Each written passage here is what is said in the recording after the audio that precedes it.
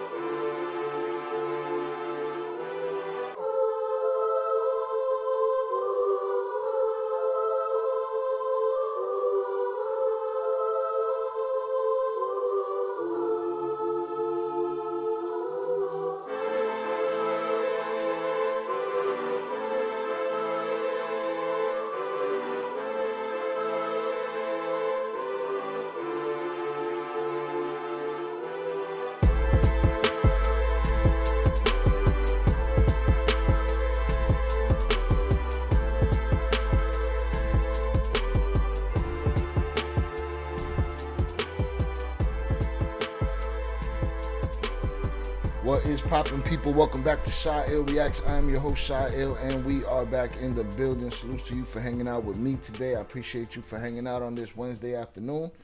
A lot of y'all are at the gig. Hope y'all out there getting that money. Million. All right, salutes. I appreciate y'all for hanging out, and thank you for being here with me today. What is poppin', y'all? All right. We've reached the hump day of our experiment, and here we are on Wednesday. Let's get it.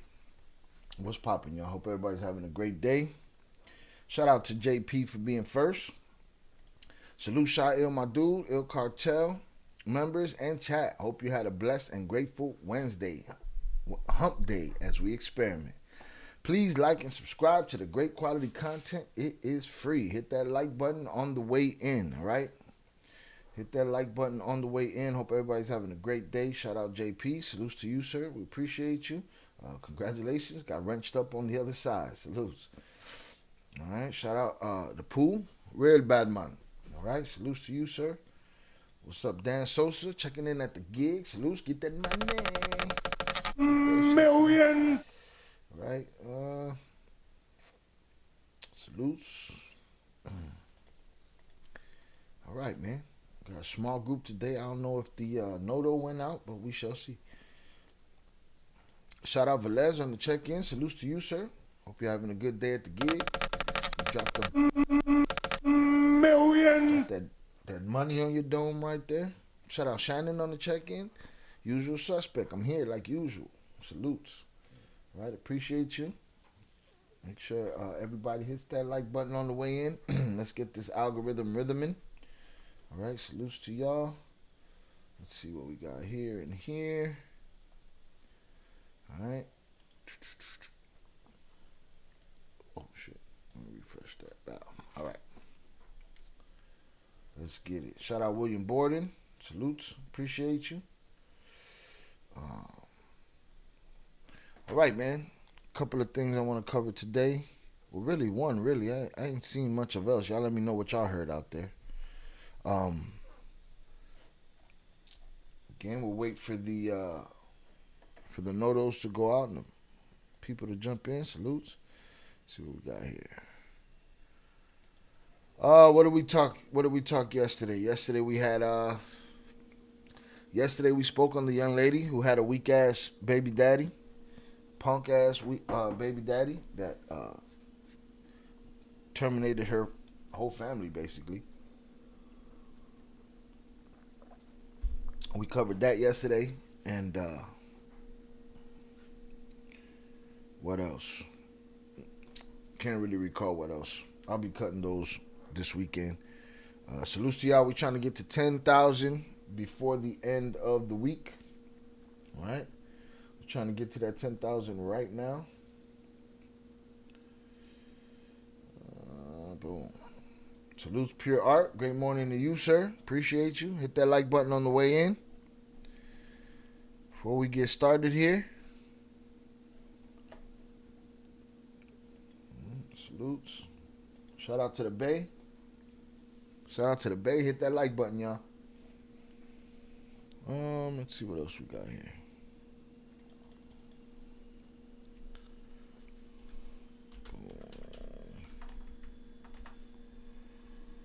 All right.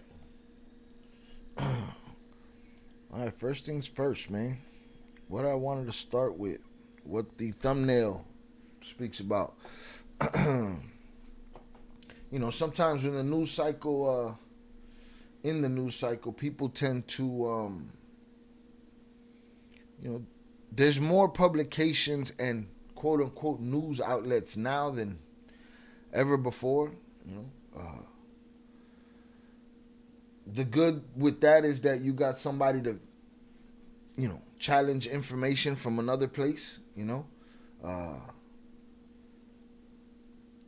But once it becomes oversaturated, now you got people that are thirsty to keep the lights on and keep the doors open, and there's just stories and stories and stories, and people make connections that don't exist and connect this story to that story, and none of that shit works.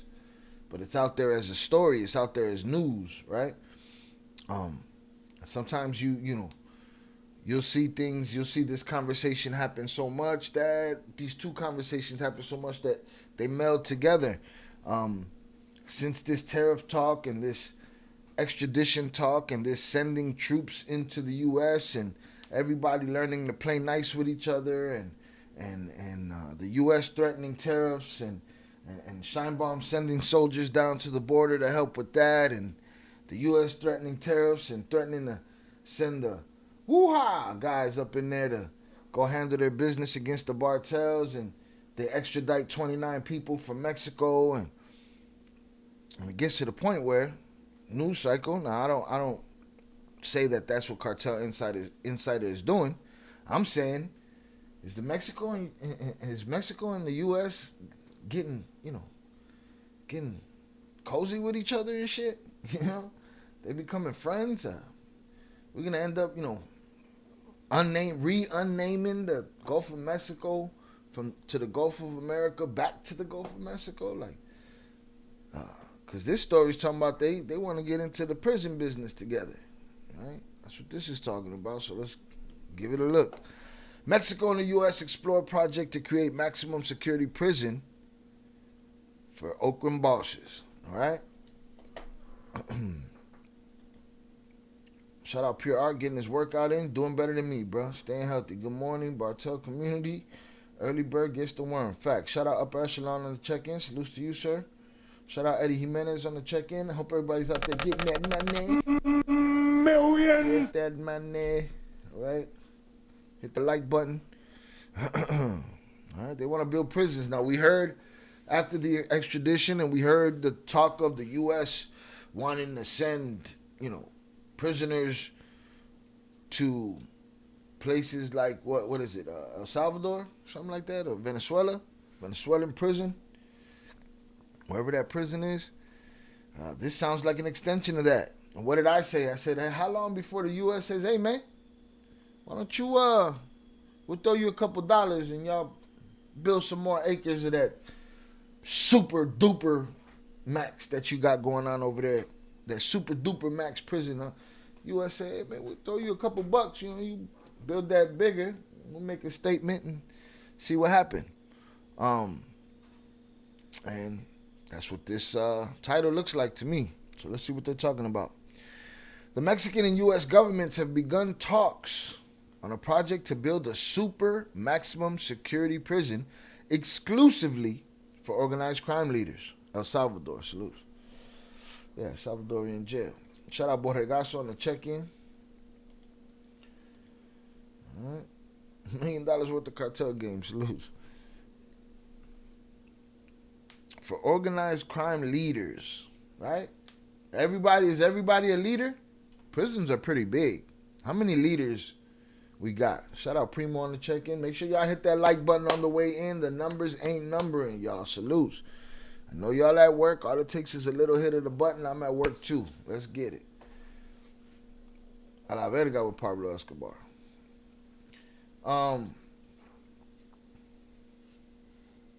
Keeping the capos isolated from the outside world would be one of the strategic objectives. Sources close to the elaboration of this plan told Millennial that the initiative of a mega prison only for capos has gained strength and followers in Washington as a way to collaborate with Mexican authorities to eradicate criminal organizations, especially the 6 cataloged as tourists by the White House. Shout out my brother Oso on the check-in. Salutes. All right.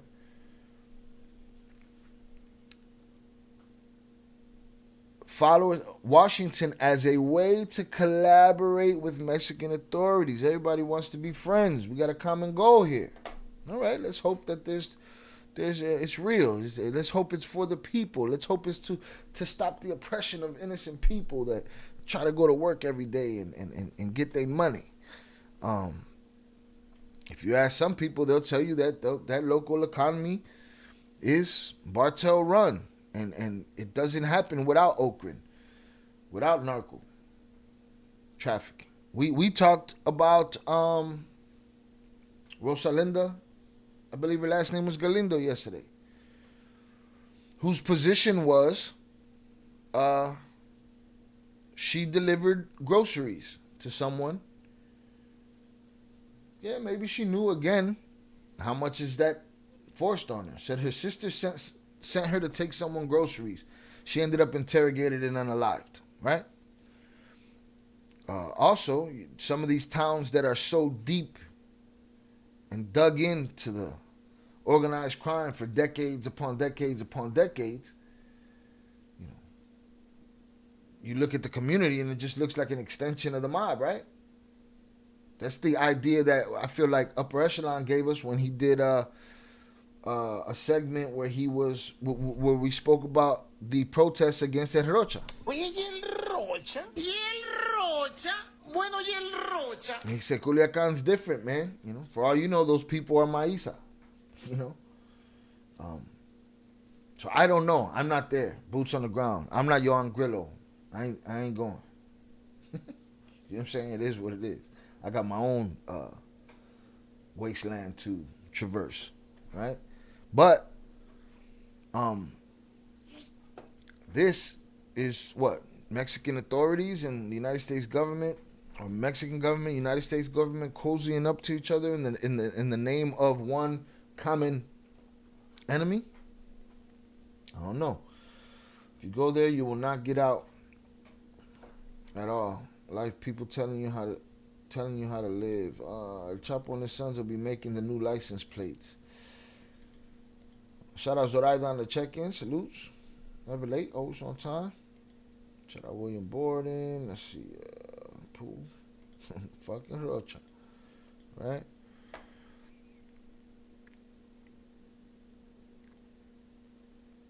The initiative of a mega prison only for capos has gained strength and followers in Washington as a way to collaborate with Mexican authorities to eradicate criminal organizations, especially the six cataloged as tourists by the White House. Honor bound to defend freedom. Okay?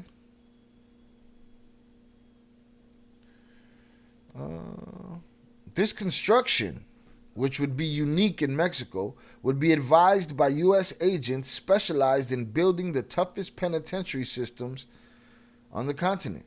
And its main objective would be to cut off communication between imprisoned criminal leaders and cells to operate freely on both sides of the border.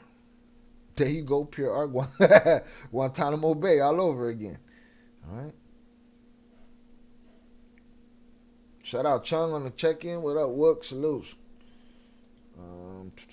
Shout out Fernando. Appreciate you. By the time something like that would be end of Trompito administration, the next administration probably wouldn't be on board to follow through with that. So what they do, they just write off the money that they spent on it and just let the construction sit there and suffer.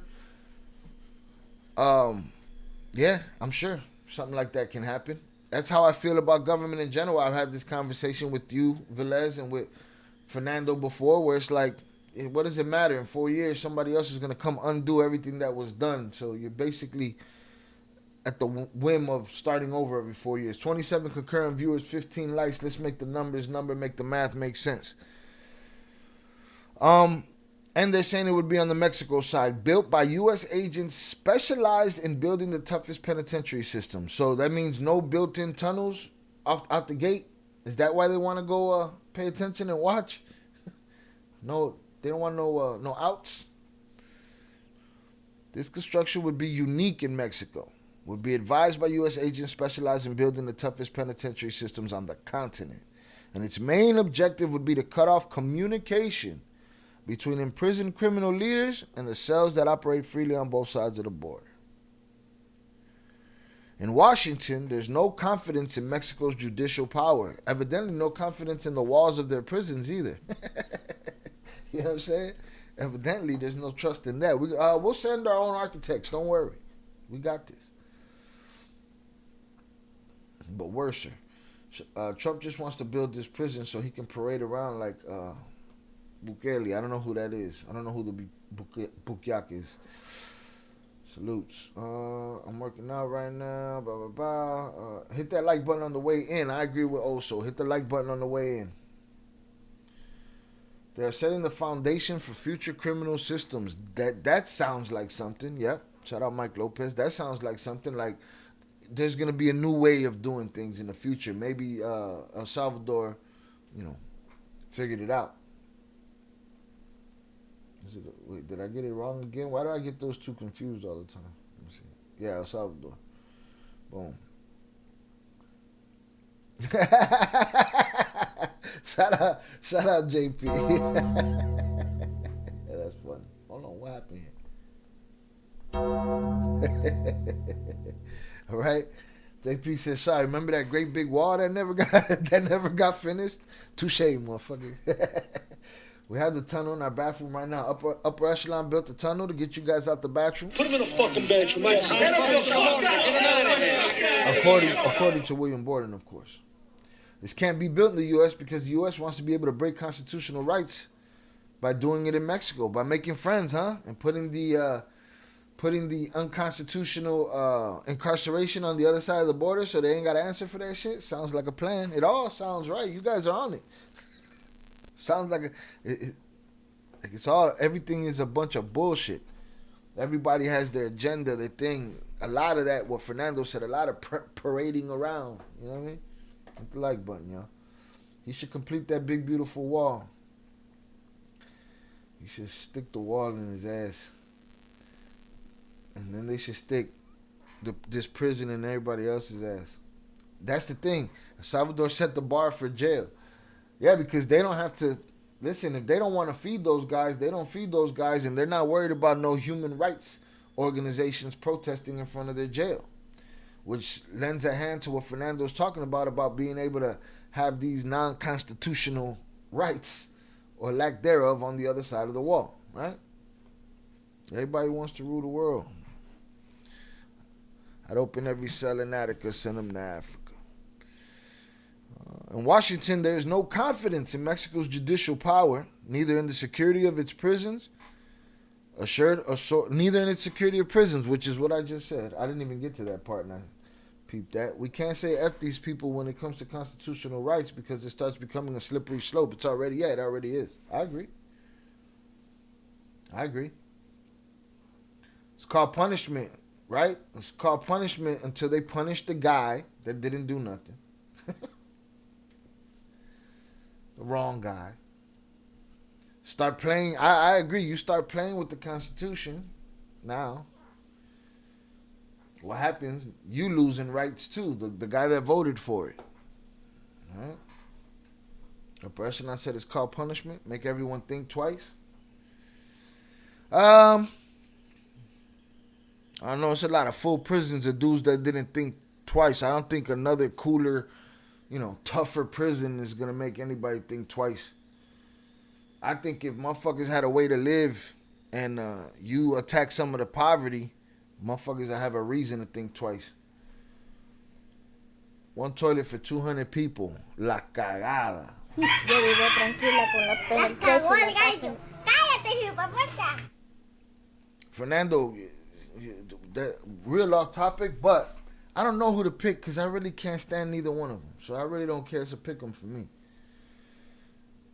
Upper echelon, now you trying to be soft on crime. What about all the innocents? They lose their lives because of criminals. Doesn't matter. You want to argue one point. No, the numbers don't add up. We can't be focused. You are a point guy. I got this point. Got that. Nah, nothing is black and white. There's gray areas and everything. All right? And there been too many motherfuckers that done 30 years for some shit that they didn't do for you to say that I'm being soft on crime. You know what I'm saying? Maybe now that you're on the police side of things, you're a little heavy on crime. And those are not wishes you had when you were a fucking criminal. So I'm not trying to hear that I'm being soft on crime shit. I'm saying, once you start playing with the Constitution, you start taking away rights, right?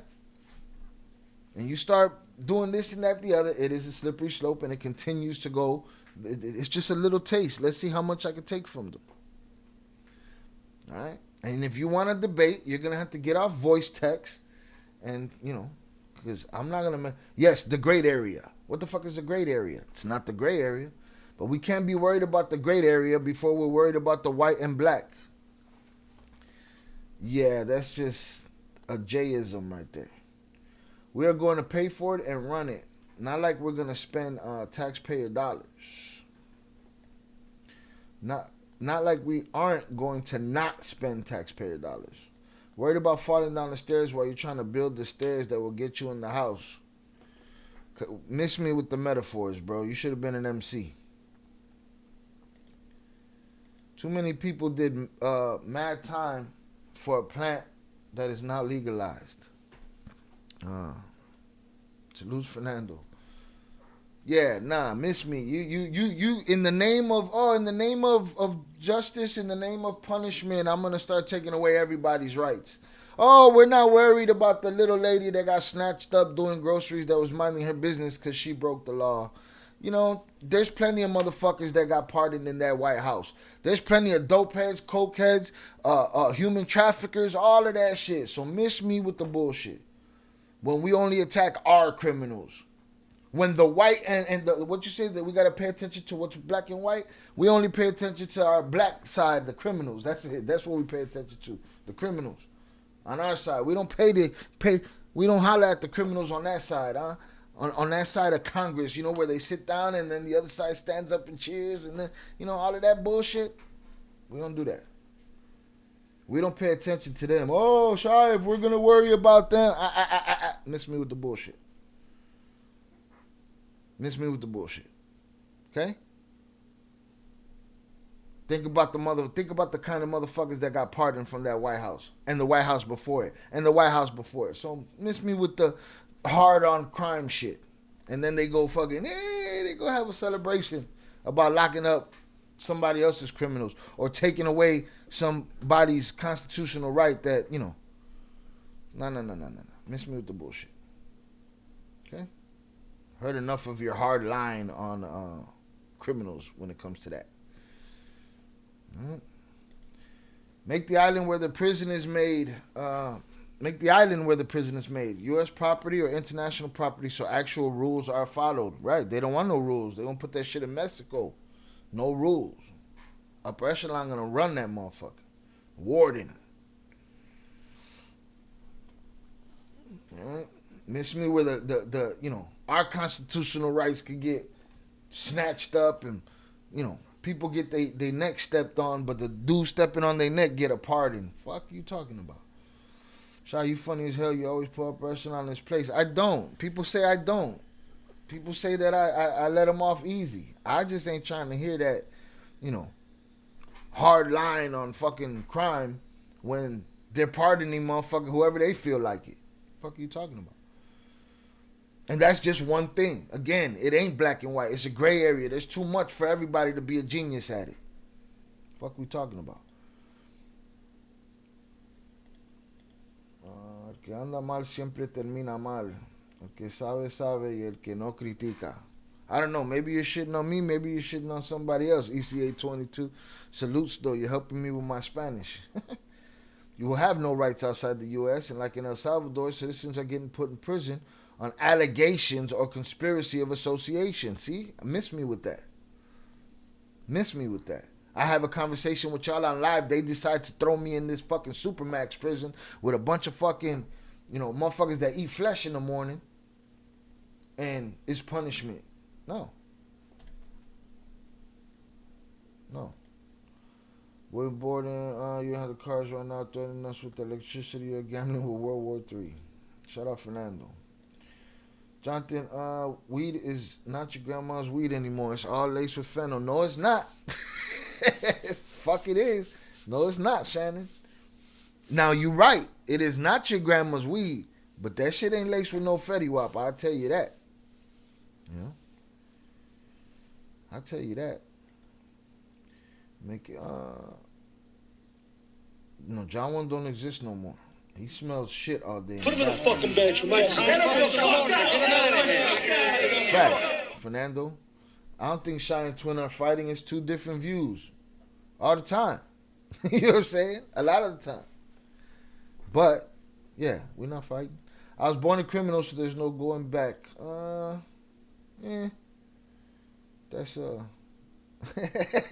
Primo's wilding. Y'all are wilding. Y'all work that out amongst yourselves. Well, El Salvador is 100 times safer today than it was before. It's called collateral damage. How many of those safe people went down with the ship to make it safer? And I don't know how much I believe that, you know, 100 times safer. Give me all the the statistics of what it did. All right? But I tell you what, you can't tell me how many motherfuckers are in that prison that don't need to be or shouldn't be. You can't tell me that because you don't know. All right? Prisons is big business. They want to keep them open. You know what I'm saying? I actually won an argument recently with who? What? They want your ass in prison. Your brown ass, your black ass, and your poor white ass. They want you in prison. This private prison shit in the U.S. out of control. The numbers. To the point where if you got big money and you in jail, they make you pay for your own stay.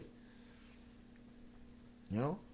So miss me with the, don't worry, it's just a couple constitutional rights. We don't need them. Nah, man. There's a system in place for a reason. You can't defend it and then deny it at the same time. Sorry for the 1,000 innocent, but good for the 59,000 criminals that were praying and all those innocent people.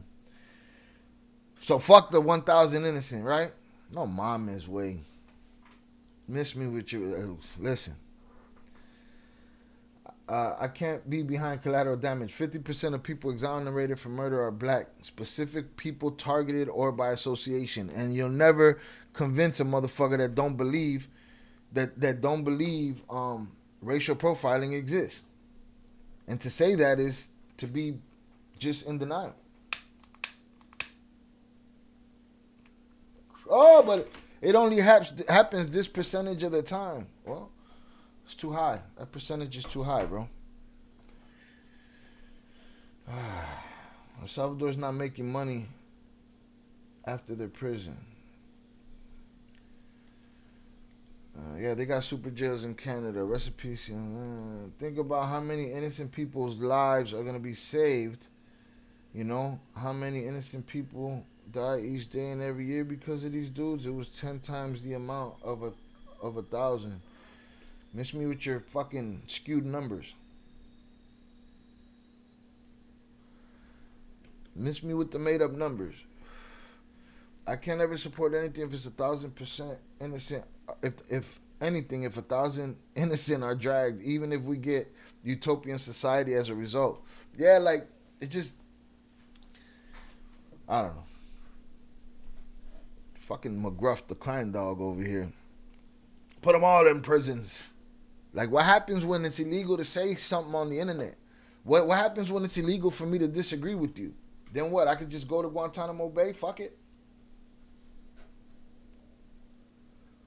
No big deal. Like, if they came and they start censoring me to the point where I can't say certain things, upper echelon, you're going to be like, man, it's for the good of the people. No. I got my fucking rights too. Prisons are owned by the rich, private investors, and that's including politicians. What up? The innocents who are losing their lives, like the lady who delivered the groceries in Mexico, that's okay? No, that's not what we're talking about. And where were you when we had the conversation and I asked the question? The question was this lady unwittingly sent to go take these men groceries and her life was taken for no reason? Or did she know exactly what she was doing and who she was doing it for, but didn't have a choice? You know? Yeah, I get that. Put those guys in whatever fucking prison you want to put them in. Huh? Evidently, they want everybody extradited here. Their worst fear is American prison, right? But if the U.S. is using a Mexican prison to, to violate people's constitutional rights, prisoners' constitutional rights, well, I'm sure you wouldn't have been for that when you were in prison. We can't take it there. We need to focus on criminals, and I'm thinking the legal process, then imprisonment. I don't know.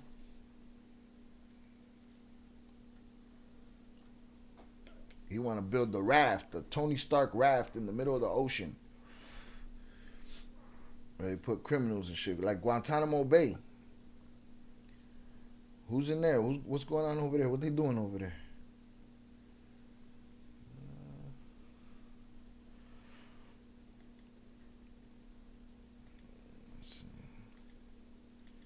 would you define as criminals? The 1,000 innocent are worth it. For the 56,000, all right.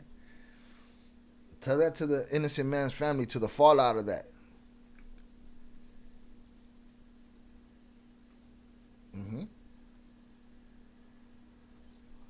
You're talking about those who are designated FTOs,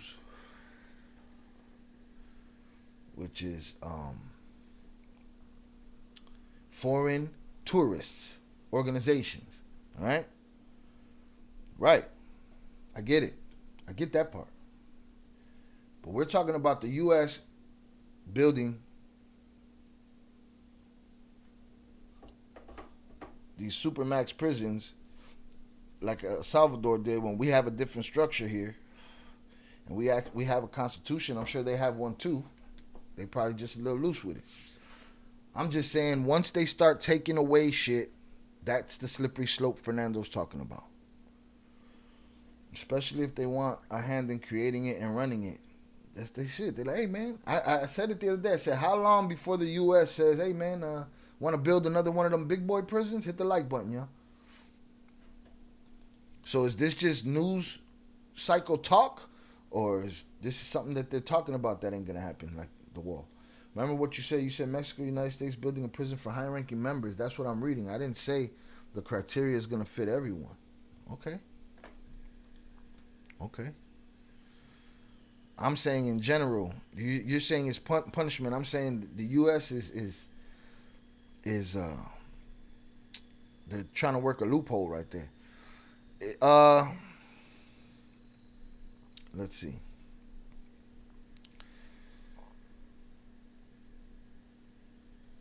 In Washington, there is no confidence in Mexico's judicial power, neither in the security of its prisons, assured a source who has participated in the first conversations about this measure, which, if carried out, could help to reestablish the confidence between the White House and the National Palace. They getting hugged up. It is a hard-earned distrust, according to the American Union. The National Human Rights Commission revealed in its most recent diagnosis on national prisons that the average evaluation of a state prison is 6.3 points out of 10 due to the presence of illicit activities or insufficient security and custody personnel amongst other fundamental flaws. Right? This prison would be advised by specialized U.S. agents. All right? Let's get it. What's your thoughts on Maito Flaco unaliving innocents in Culiacan? Because it brings heat in the plaza and the governor can be changed. Anybody doing innocents dirty should be eradicated from the planet. ADX breaks every human rights laws, trust me. Well, then put them in a fucking ADX then. You know what I mean? The U.S. is trying to ship to El Salvador U.S. citizens. Imagine if they did that when your U.S. citizen self was in prison, my dude. Albert Flores, we've been on early every day for 2 weeks. We're testing out the algorithm and see. We're going noon Tuesday, Wednesdays, and Thursdays, and we go night Monday and Friday. If this prison is made, Italian mob bosses, Albanian bosses, European bosses, not just Mexican. I agree. And I saw that the other day. They snatched up somebody. Might have been an Albanian or something like that. We're on an experiment, Albert Flores. Yeah, salutes. Read my earlier comment. Just because I was breaking the law didn't mean that I would want to change the law so that it could suit me while I was doing criminal stuff. Read my earlier comment. Just because I was breaking the law didn't mean that if you had the power to change the laws to work to your advantage, you wouldn't at that point? I don't get it. Hopefully that will be other people, because these dudes don't care about consequences. And once I was in prison, guess what those dudes in prison don't care, because they're not scared of anything.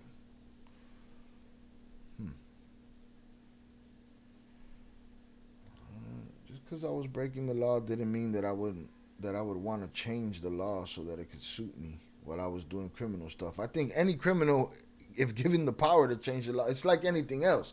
They create a way to catch the dope. You create a way to get it through. This is the game. So if a criminal had the opportunity to change the law to suit him, I'm sure that would be an adaptation that people would do. Again, it's early. Maybe I'm not thinking right. Maybe I'm crazy. For narco juniors, early extradition is better because they can give info and get lesser sentence. If they are in a Mexican prison for a few years, the info will get old. That's what's happened to Barbie. People in El Salvador are going to prison for having any tattoos, especially LA or NY logos, even if someone calls the police on fake suspicion. Those videos are on YouTube.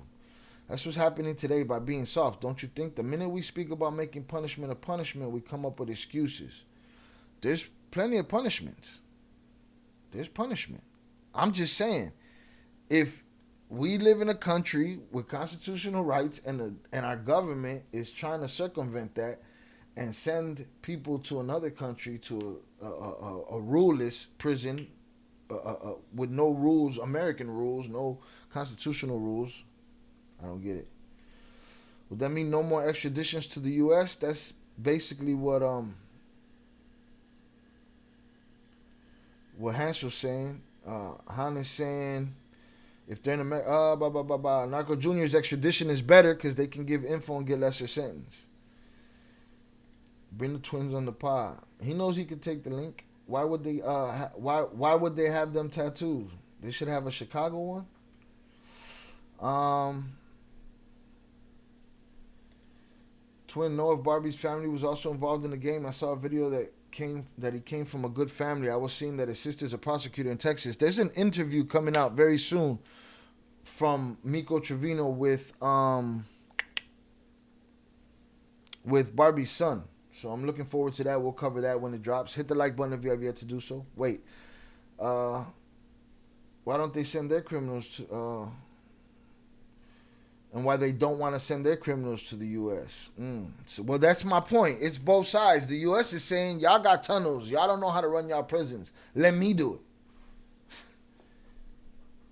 Shout out 298 on the check-in. I'm with Jay on this. Salutes. They should extradite William Borden for being Canadian. In my humble opinion, it's frustrating seeing Chapo's wife free and living knowing your wives are in prison. It isn't justice. They have a job. My job as a criminal is to not get caught.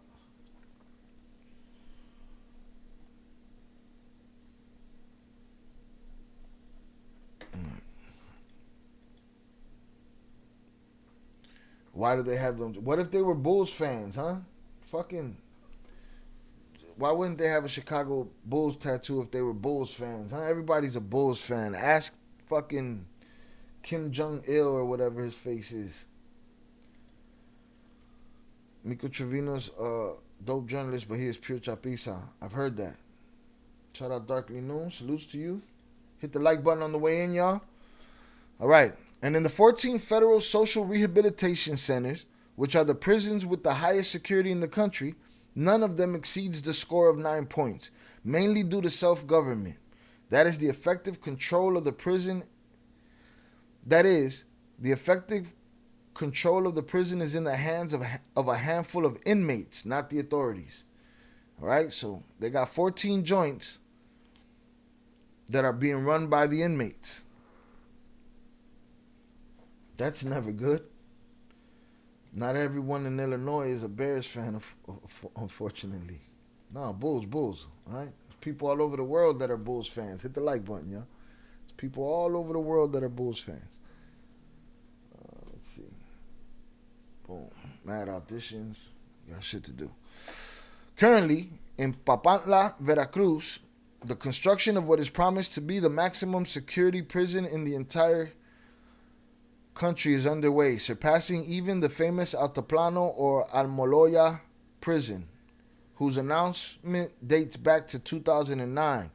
In its more than 15 years of construction, it has seen the passage of former presidents Felipe Calderón, Enrique Peña Nieto, and Andrés Manuel López Obrador while it waits in early inauguration. They've been building a prison for a long time, huh? Armored prison, anonymous judges, and high technology. So they're already building a mega prison in Mexico. Maybe Mexico is already cleaning up their own mess. U.S. came. It was like, don't trip, man. Damn, somebody took their like away. You a ruthless piece of shit.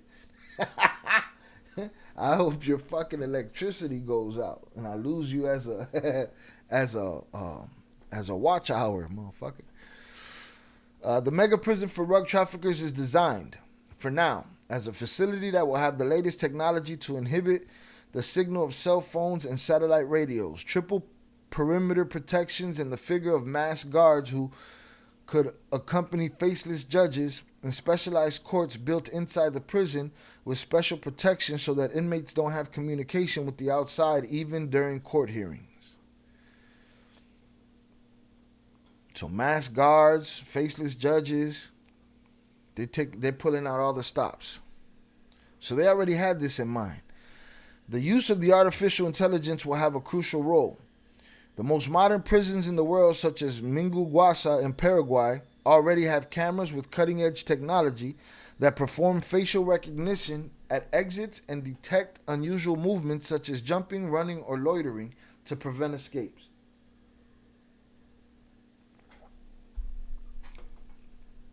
At the end of February, the Mexican government transferred 29 leaders of organized crime to the United States, where they will be tried and, if necessary, punished with the unaliving termination penalty. In that package were high-value criminals such as brothers Miguel Angel and Omar Trevino Morales, Z40 and Z42, Rafael Caro Quintero, Antonio Oseguera Cervantes, Vicente Carillo Fuentes, and Eric Valencia Salazar, and more.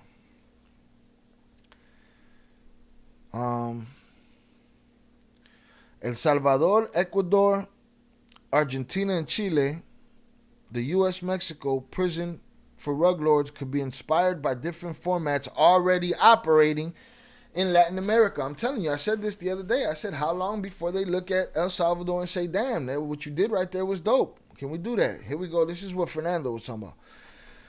The most famous is the so-called Bukele model, implemented by Salvadorian President Nayib Bukele, who ordered the construction of the Tourism Confinement Center as a crucial part of his war strategy against Central American gangs. All right? These guys. Let's see. Boom, hold on, I lost my shit right there. Opened in January 2023 after an investment of $115 million, the so-called largest prison in Latin America with its 23 hectares has been both praised and criticized for the harsh conditions in which the inmates live. No contact with the outside, lights that are never turned off, shared cells without privacy that can only be left for 30 minutes a day to exercise under the supervision of surveillance cameras and riot police. This is the model that would please the United States the most, without a doubt.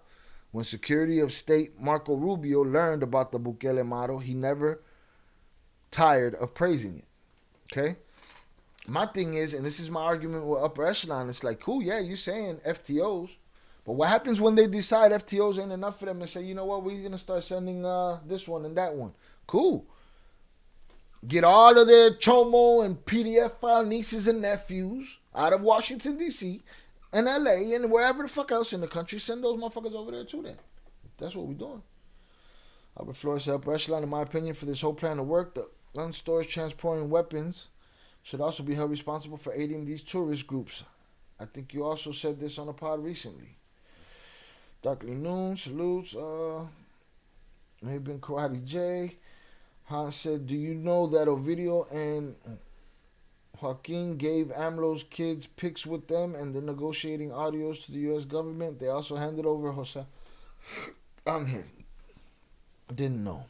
Tell me where that's at. Show me where that's at. That's how the prison system work out here in Cali. La Casa Manda. COs are just workers there, but don't run it. Yeah. It's never good. Maybe Mexico needs to pay the U.S. to build a good prison. Hit the like button, y'all. 40 concurrent viewers, 24 likes. One bastard that took his back. Because by those logos, the Salvadorian governments blame you as some type of association to MS or 18th Street. Yeah. I mean, in Chicago, they put you in the gang book just because of where they picked you up. The previous good guys who are now blaming AMLO and Claudia didn't complete their prison in 2 terms, which for them is 12 years. And by previous good guys, I am being sarcastic. I've heard of slow construction, but 15 years? Wow. Man. Now, I know why construction takes long here. I think there's some kind of loophole here. Like if you see a building that's always been under construction for years, I think there's some kind of tax break if you're under construction constantly and crazy talk. Why haven't you been active in X? What you mean, Twitter? I don't know. I haven't. I have to link everything up, and there's only so much me to go around, if that makes sense, huh? If that's what you're asking. I've known some CEOs that get more coked out on the weekends than the homeless on Skid Row. Han said it's so crazy. Eric Valencia arrived with Z40 and 42, Zeta's leader to the USA. Yeah, no shit, huh? Enemies. Puro pinche loco if they ever get out. If who gets out? These dudes from this Salvadorian prison? Shit. Manchito gone for life. He himself backed away from a plea deal after signing that he unalived 100 people. I was talking to Upper Echelon about that the other day. And I don't know if I had heard that or we spoke about it briefly, but dude did plan on cooperating and then walk away from it. Wonder what that was about. Maybe that's something for us to look into. Shy isn't a hacker yet. Don't worry, I'm working on it. Alright. Boom, let me drop the TTS in the thing. I forgot to do that. That's my problem with it. My problem with it is once the U.S. starts doing shit like that, at what point does it stop? Upper Echelon ain't going to be able to stop it. You know? Once it starts, you can't stop, them deciding, all right, well, now we're going to send these and those and that. Now, if you're a gangbanger in Chicago that hasn't unalived nobody or doesn't have any charges of it, but they caught you on the street with your hat broke to the right because you were talking to somebody and you turned around, the wall hit your hat, knocked your hat, and next thing you know, you in fucking Guantanamo Bay. Nah, I'm straight. I don't like speaking on Chicago criminal stuff, but Chicago people think ink would be fucked up.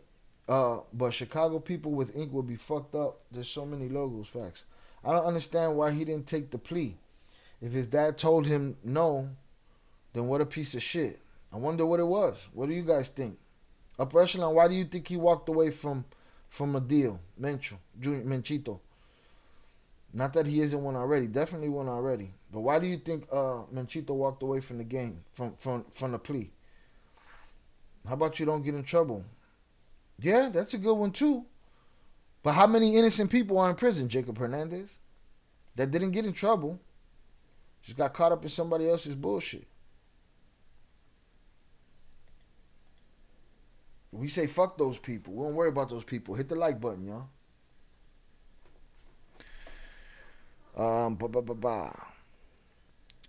He does it also because President Nayib Bukele offered him that he can audit it as many times as he wants, and that control pleases the Trump administration.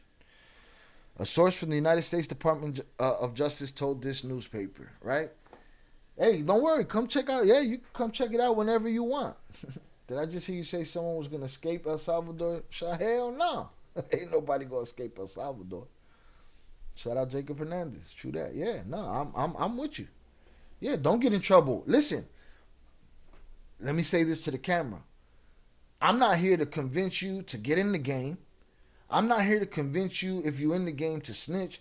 I'm here to convince you to stay the fuck out the game. Stay out the game. No honor amongst thieves, no loyalty and none of this shit. And eventually you're going to go down. You're going to go down hard. And when you go down, you might not just take your own baggage with you. Everybody else going to throw their bags on your head too. Period. No mama's way. No mommy's way. Another similar Latin American model uses national waters to keep inmates as far away from land as possible. We did that here with Alcatraz. These are the floating prisons, proposed by Ecuadorian President Daniel Noboa, a supporter of Bukelism. Oh, motherfuckers are starting their own ideologies around this bitch. Shy, yesterday's live, the cousin got jammed up for giving the punk bitch money. The cousin, I don't remember. What was it?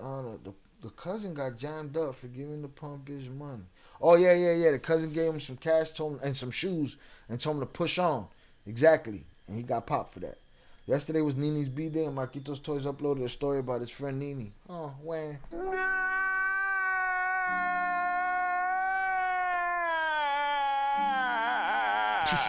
Pure art is on one, boy. In El Salvador, no visit, no outside contact. Man, again, I agree with Upper Echelon in the sense that you got to do something to stop this shit. Got to. Right? First thing, I'm not forgetting about not one innocent motherfucker. I don't give a fuck how many. You know what I mean? Two,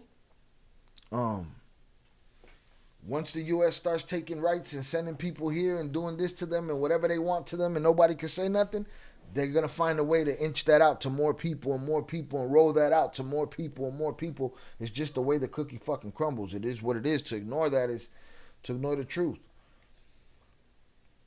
No, ain't nobody getting out of no fucking El Salvador. The scream salutes. Another similar... Oh, no, we did that. They got their own ideology, Bucalism. During his election campaign, Noboa was inspired by the offshore prisons that exist in the United States and the United Kingdom. Nah, he was looking at the raft in Avengers, and proposed to confront the problem of corruption in Ecuadorian prisons with what he also called penitentiary barges that have a capacity for 300 or 400 inmates and will be located more than 1,200 kilometers from the coast, far from any telephone signal. The measure, he acknowledged, would be temporary, while at least 2 maximum security prisons are built, where roll call is done with biometric technology based on iris, active monitoring of inmates to guarantee their isolation, and locks with anti-tourism bollards. I'm not saying, and people would think I'm stupid. He's so stupid. He said tourism instead of tourism. Can't say those words on YouTube. No freedom of speech. You see how that works? Once they start rolling back your freedom of speech, it ends up at YouTube and you can't say shit. See Oakland Leaks videos on Marquitos Toys. You will get to know a big Fanta travelers. He is in the USA. He has market in Arizona. Ivan's pulling money from Marquitos Toys. You will get to know how big. I don't give a shit how big he is. We'll get into the story, but I don't give a shit how big he is and where his arms reach or what toys he plays with. I don't give a fuck. You know what I mean? Salutes. But yeah, we'll look into that. I want to look into that. I want to see. I've always wanted to understand the connection between that guy. Very cocky, very confident outside. So, hit the like button, y'all. I'm starting to feel disrespected.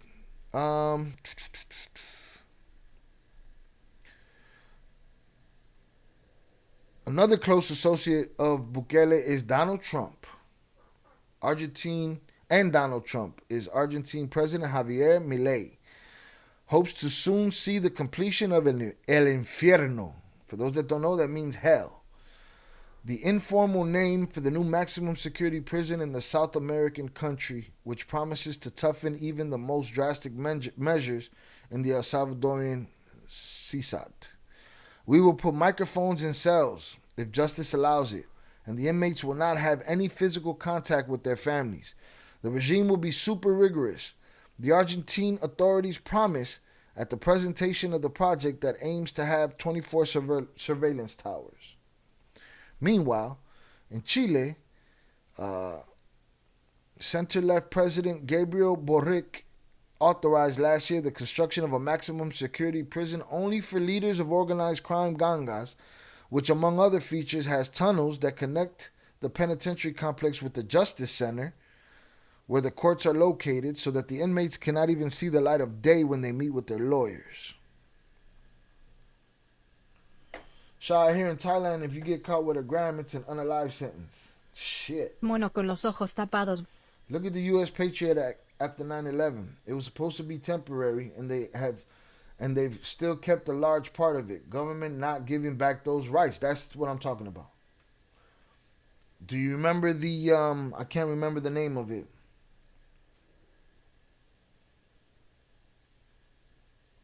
can't remember the name of it, man. There was another one that was like that too. They'll take them and they'll never go back. They'll never pull back on them.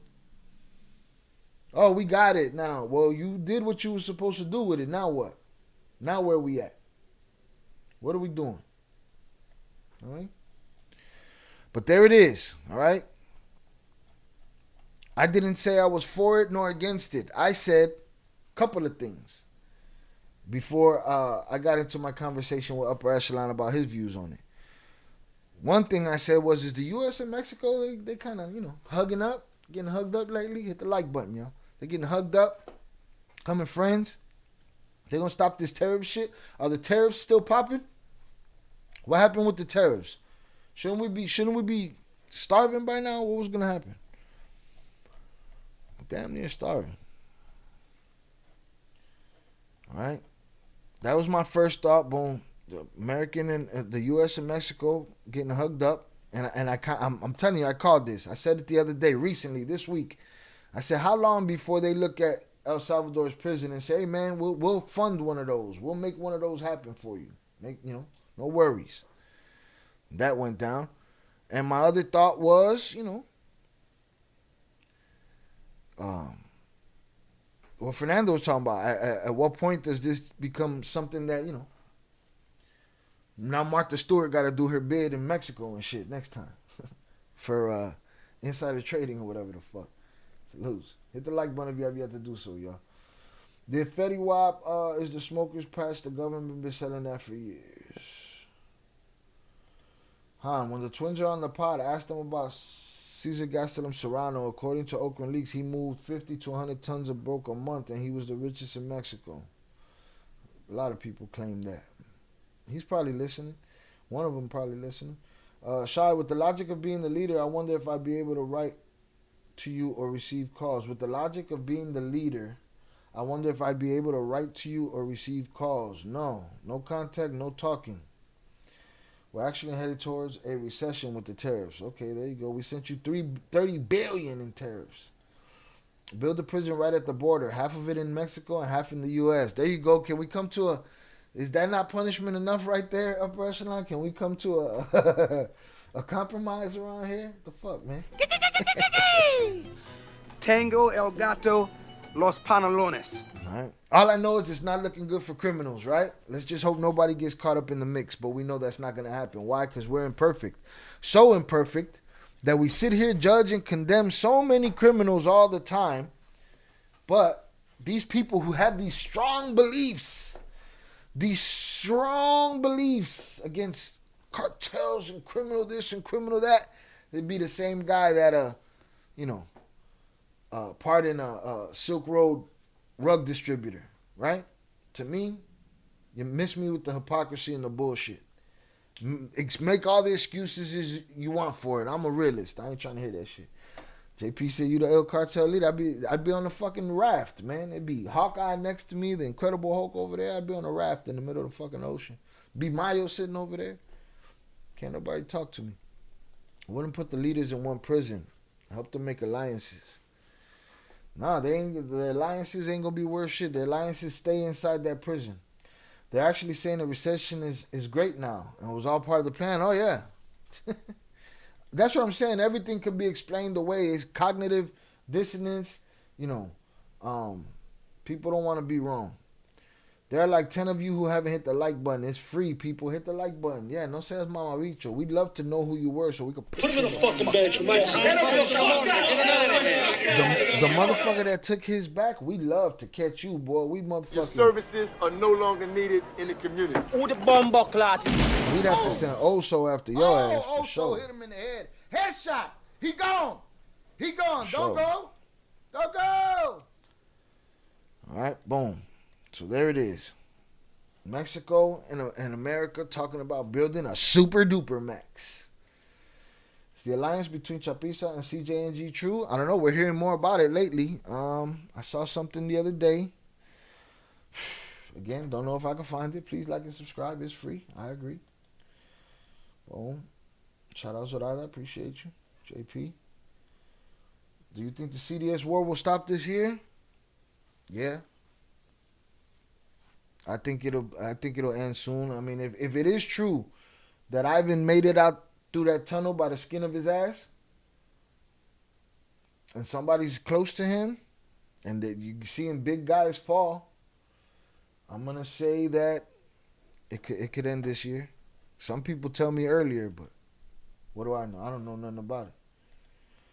Thought you abandoned the ship. No, so that ended up building. But yeah, I think that war ends. But then what happens? If there is an alliance, let's say the Chapiza and the CJNG win, well then that turns into some shit right there. Hit the like button. Let's get it. Salute. Right.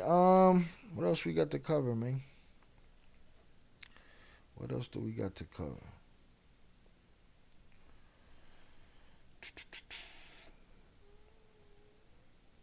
Let me see.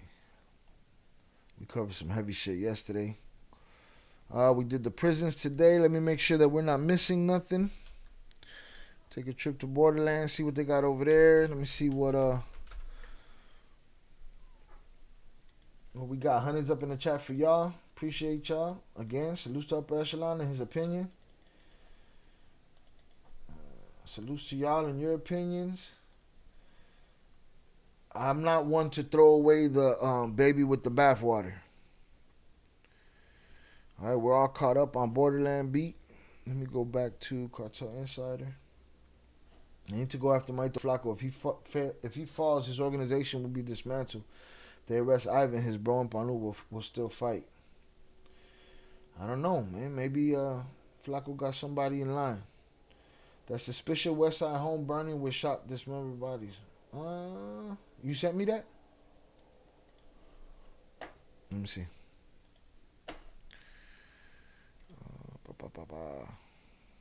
Salute y'all. I'm done here. I gotta get breakfast and got some auditions to do and some editing to do. And let's see. JP. What the fuck is it? Nah, but it's on the news. Let's see. Let me see if I could just boom. Chicago West Side. Let's see. There we go. What? There we go. All right. Let's see if we can find videos for that. I wonder if there's a body cam for that shit. When did this happen?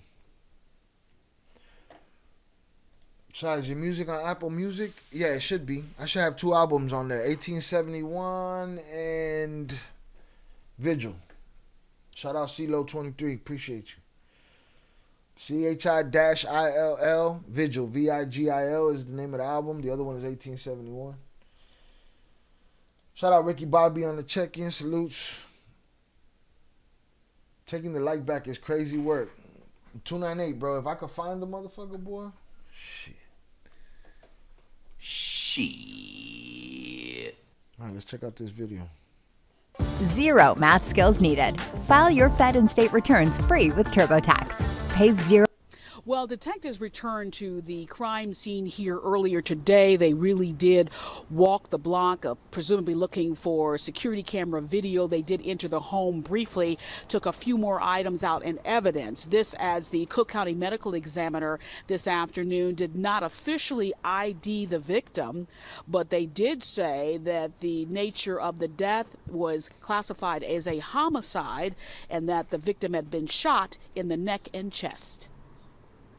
Some residents in this North Lawndale community are on edge tonight after one of their neighbors is found dead inside his burning home. This woman was so shaken by the violence, she asked not to be identified.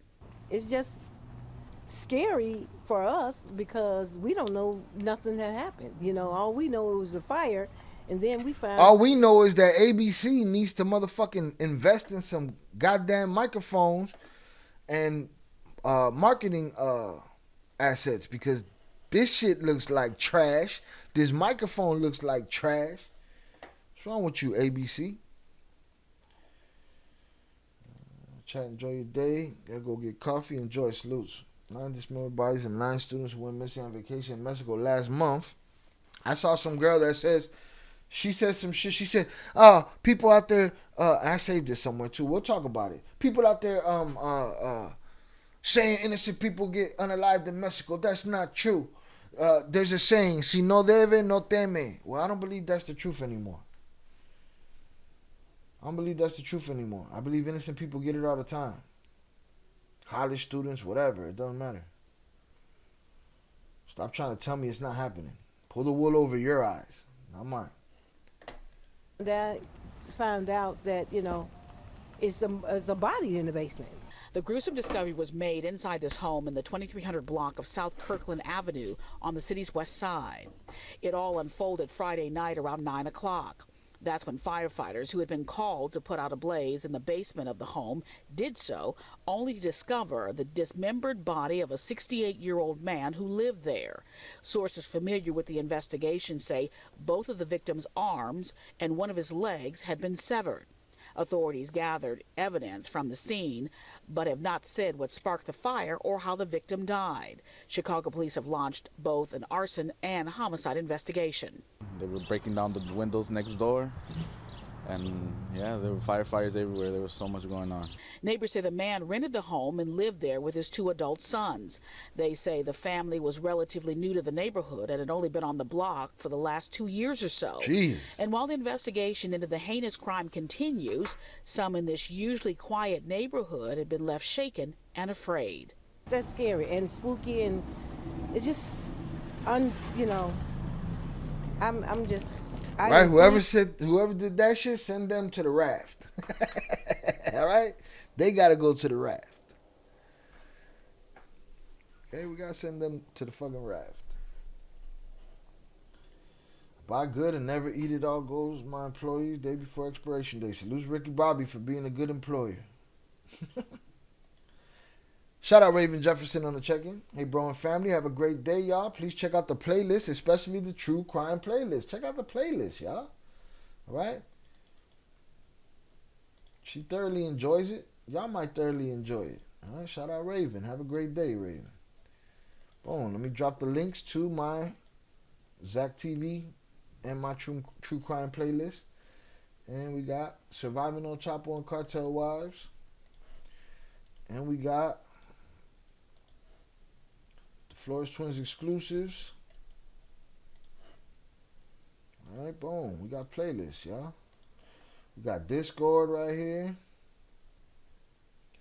Where's the Discord? Boom. We got Discord. All that shit. Drop it now. Drop it like it's hot. We got other channels. We got all kind of shit going on over here. Alright, I got a film channel. I got a fight channel. And we got a hip-hop channel. Alright, for beginners. Alright, for those that want to join the membership, got the membership link. Boom. Alright, links are dropped. We'll keep going. Wow. Shout out Shannon. Shannon likes true crime too. It's crazy.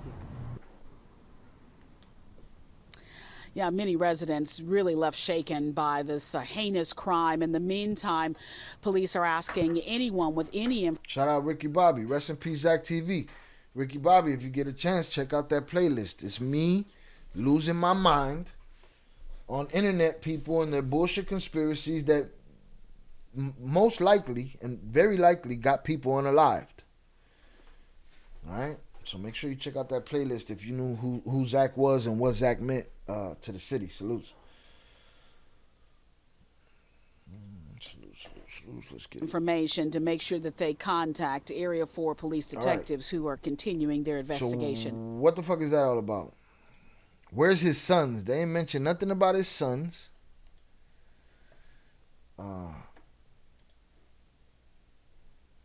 They ain't mentioned nothing about his sons. Let me see if I can get an article. Let's see. I don't need 4 days ago. I want updates. I want to know.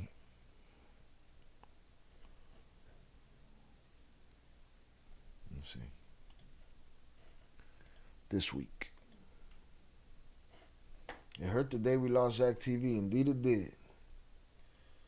Indeed it did. Who was Zach? Zach was a videographer and interviewer in Chicago, famous for interviewing the young drill rappers that grew to become famous, the Little Durks, the Chief Keefs, so on and so forth. He was giving a voice to people in the city. He was doing videos. He had a mind for business and a mind for marketing. And he had a lot of things he was going to do. He also had a mind for conspiracy theories and shit like that. So there was a lot of conspiracies thrown on his name. But he was on his way upward. You know what I'm saying? And he was unalived. He was unalived in an incident outside of a club after a concert. And then directly afterwards, the internet started doing their detective work and making theories and blaming the people that were with him. And in my belief, getting some of those people terminated irresponsibly by running their fucking mouth on the internet. So that playlist is there for whenever you guys want to check that out. Zach TV started the hood interviews. Facts. Boom. Shout out Zach TV. Rest in peace. Man dismembered, shot fatally. See, this is crazy.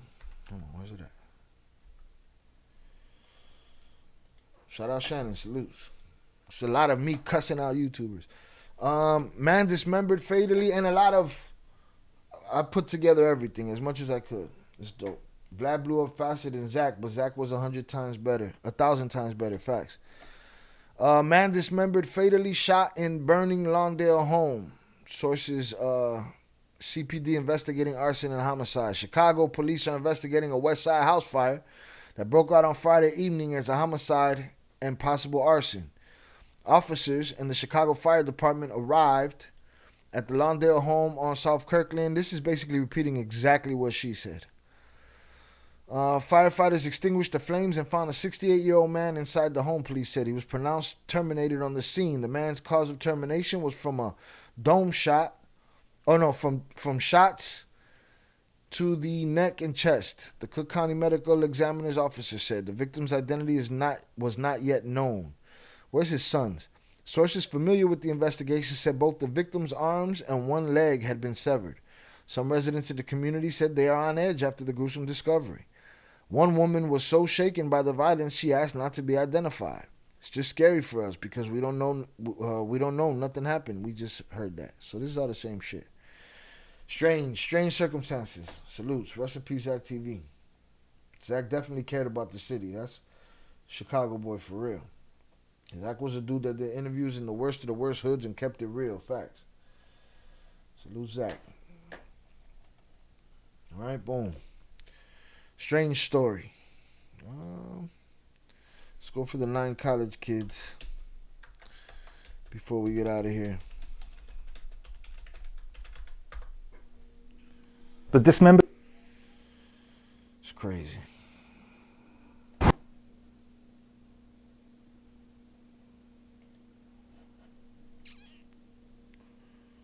What do we have here?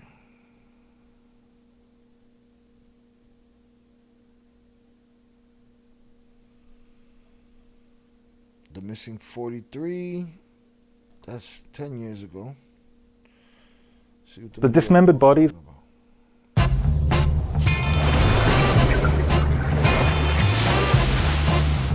what it sounded like. That's what it sounded like. It was too much work, right?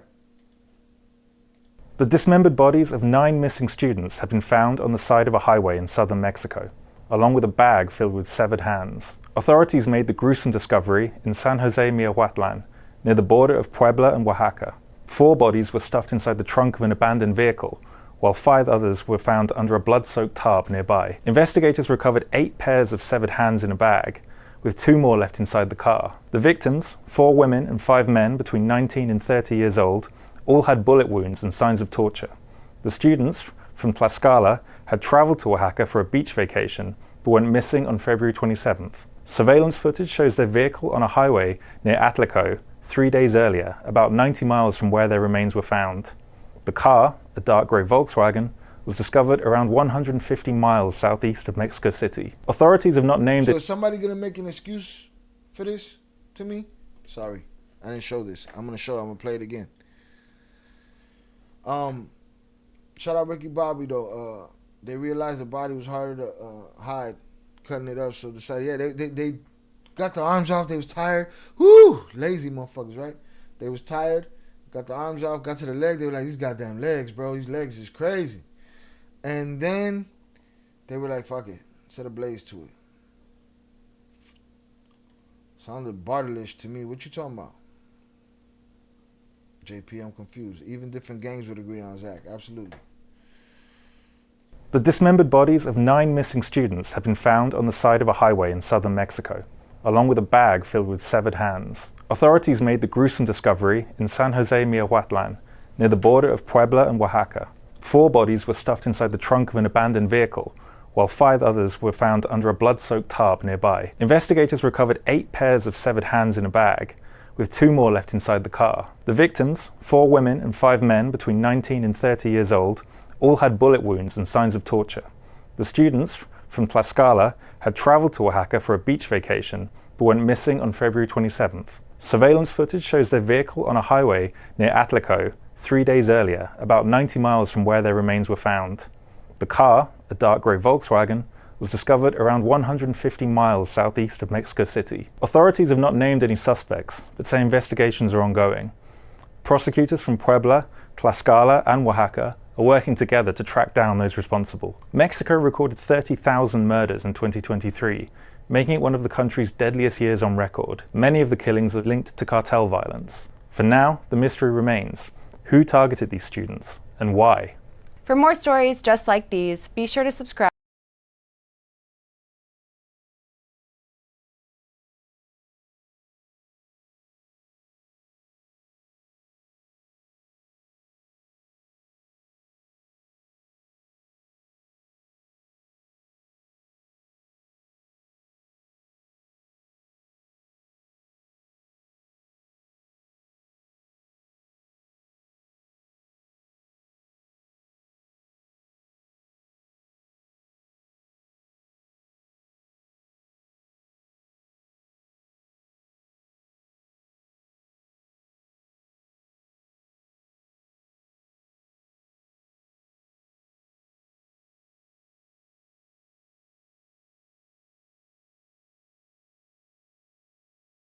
Fuck, I keep doing this shit. God damn it.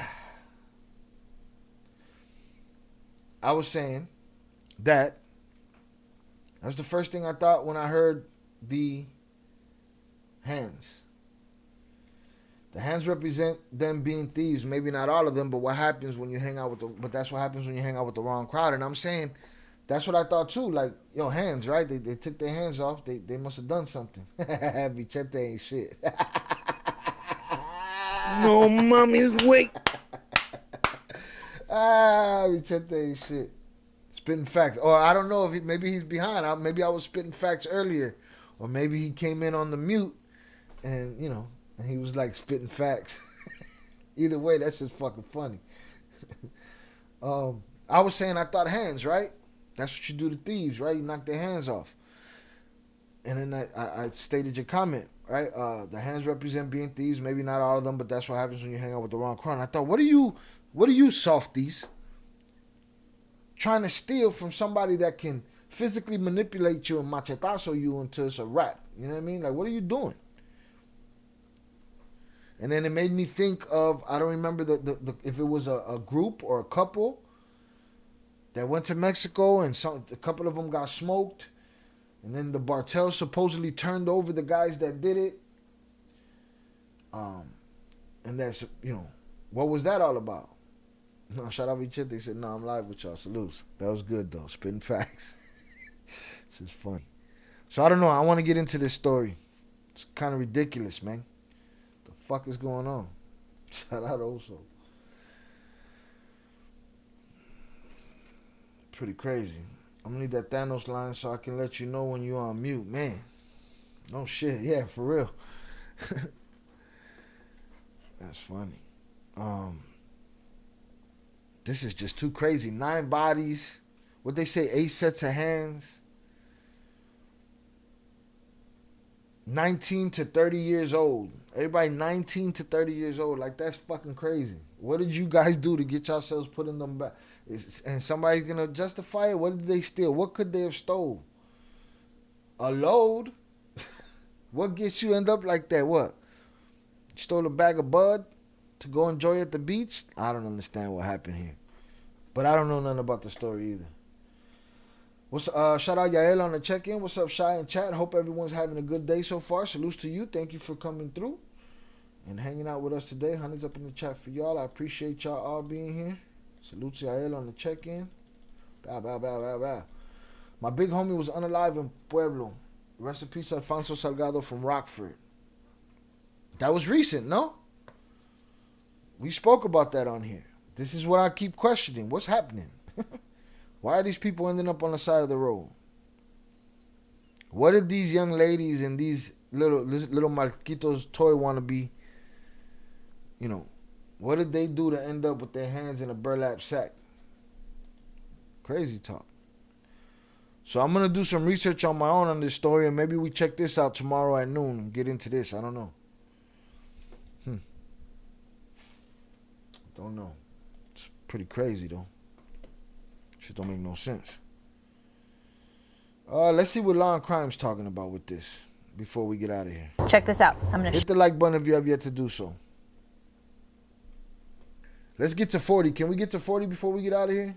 For those that haven't hit the like button yet, we've been hitting 40 every day. I'd like to hit 40 again today. 40 is nice.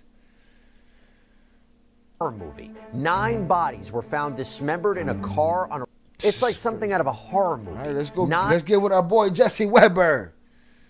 All right, shout out Jesse It's like Weber. something out of a horror movie. 9 bodies were found dismembered in a car on a remote Mexican highway, and authorities are desperately searching for answers. Among the victims was a young mother who vanished while on vacation, and authorities say it is possible someone actually survived this horrific situation, but answers, they remain elusive. And now there is reporting that the victims could have been involved in some sort of criminal activity in the wrong place, leading to their deaths. But what the fuck are y'all doing on vacation, acting a fool, getting yourself involved in shit that don't concern you? Is this all just misinformation? I'm going to be speaking with former FBI agent Bobby Chacon to break down everything we know so far about this disturbing story. Welcome to Sidebar, presented by Law and Crime. I'm Jesse Weber.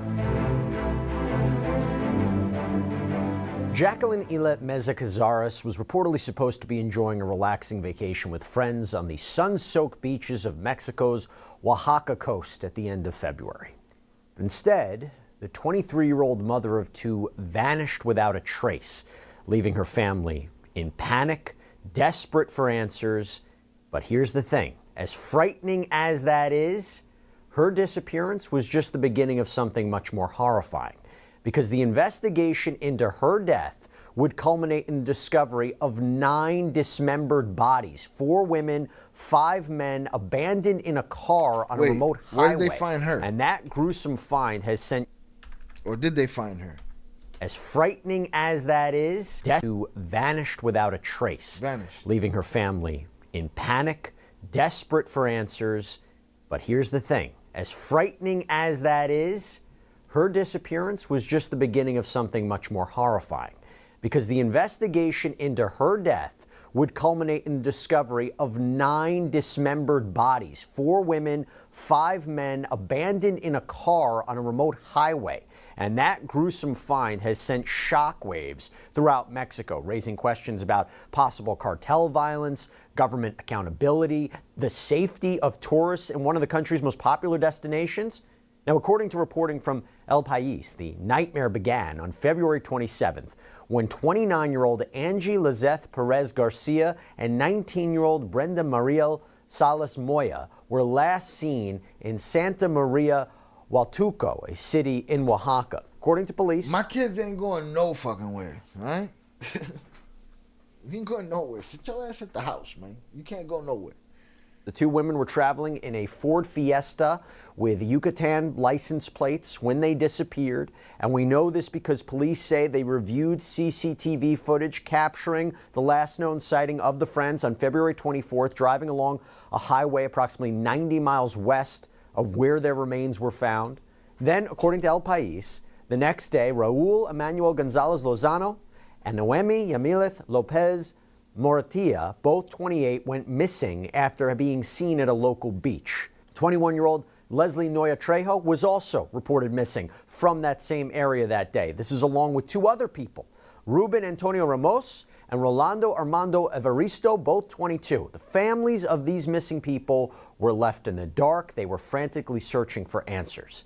The search involved police and the prosecutor's offices from 3 different areas, possibly complicating the investigation. But Jacqueline's distraught mother took to Facebook to plead for help. According to the outlet El País, she wrote, "My daughter disappeared last night on a beach in Hualtuco called Cipolite.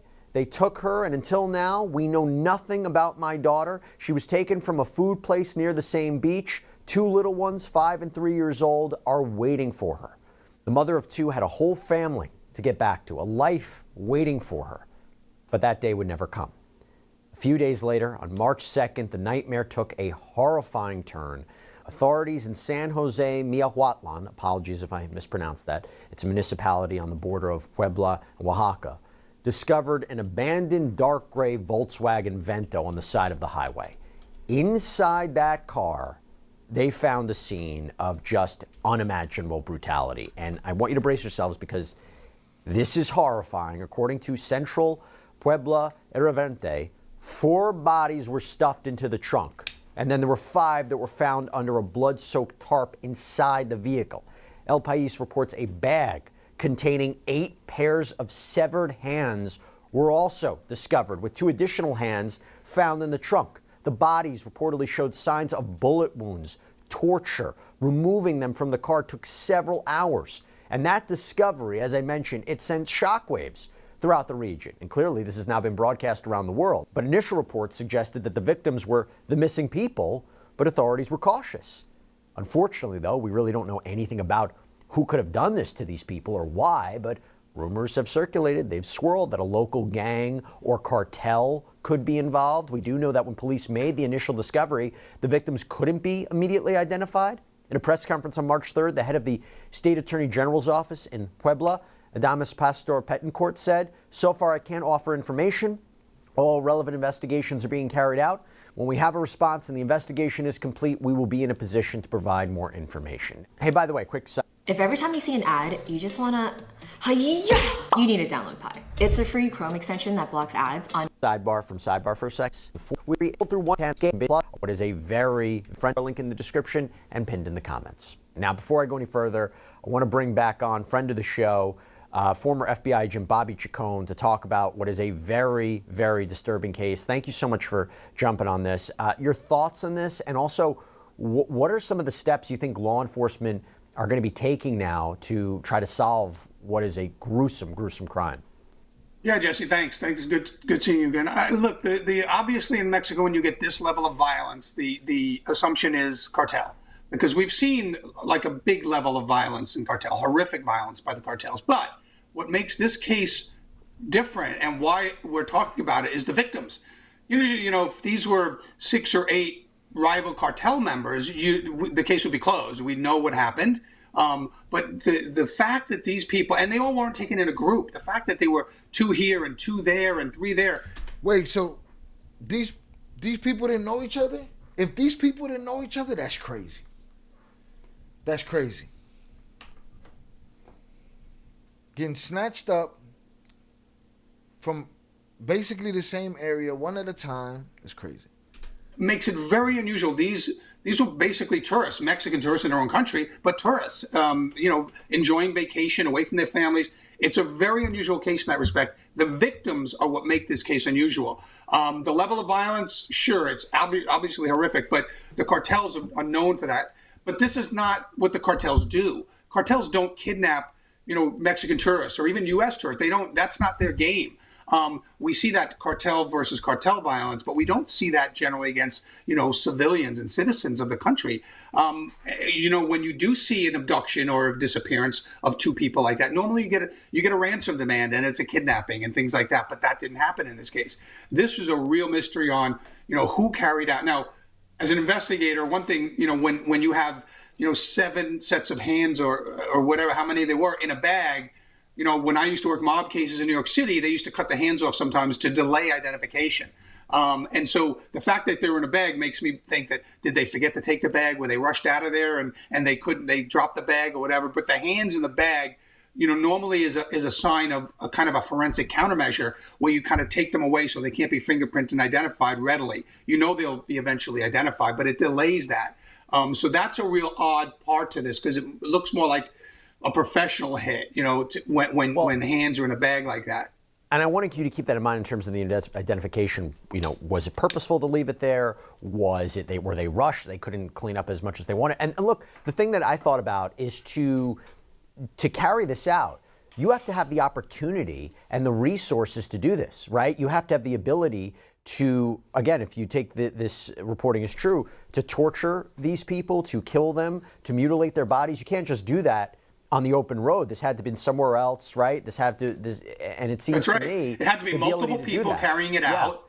Sure, you have to have multiple people, and you have to bring the tools. So you have to have planning in advance. So whoever's doing this is actually thinking, I'm going to torture you. It didn't happen spur of the moment. This is a planned thing. They had to have, there's multiple people involved. There's, tools to you can't just dismember a body is very difficult. So one of the things you're going to look at is how the hands were severed. Is it a professional job? Is it a sloppy job? That kind of stuff will tell them who they're dealing with. But again, it goes back to motive. Like why would these people take him? Why were these people targeted? By no accounts are they. I'm the police. I'm putting a decoy on that beach for the next year. Oh, you don't got no camera footage? You didn't see nothing? Nobody said nothing? Cool. Put a decoy on that beach for a year till somebody come and snatch her. Then you got them. Then you send them to the raft. And you do the same shit to them. What happened to the chat? Am I the only one who lost a complete chat? What you mean? It disappeared? I don't know. If Dubo be coming at me and shit. Wealthy people. There were no ransom demands. They weren't involved in gangs or gang violence. So it begs a question of, why this. JP, salutes to you, bro. If we don't talk to you, have a great day, bro. Salutes to you. Appreciate you. Thank you. Was done, and that's the real disturbing thing. Obviously, the level of violence is disturbing, but why these people were just killed in general is a real mystery here, because there doesn't seem to be any motive for this group of people to be taken, and have this done to them. I thought it was a bunch of people that went on vacation together, went to hang out together, and they all ended up snatched and misplaced together. No, this is a group of people that probably don't even know each other. Well, as the investigation unfolded, and we're talking about identities, some of the victims' identities were revealed. I mean, Central Pueblo Irvente reported that Angie Perez Garcia and Leslie Trejo, they were confirmed through ID cards that were apparently found at the scene. And Oaxaca's Attorney General reported that the Pit Viper. I had low P. Listen, for some people that didn't want them to be identified, supposedly, they really did everything in their power to make sure that they get identified. I mean, what are we talking about here? You Leslie Trejo, you can't forget the bag of hands, and you can't forget the IDs. Like, not very incompetent.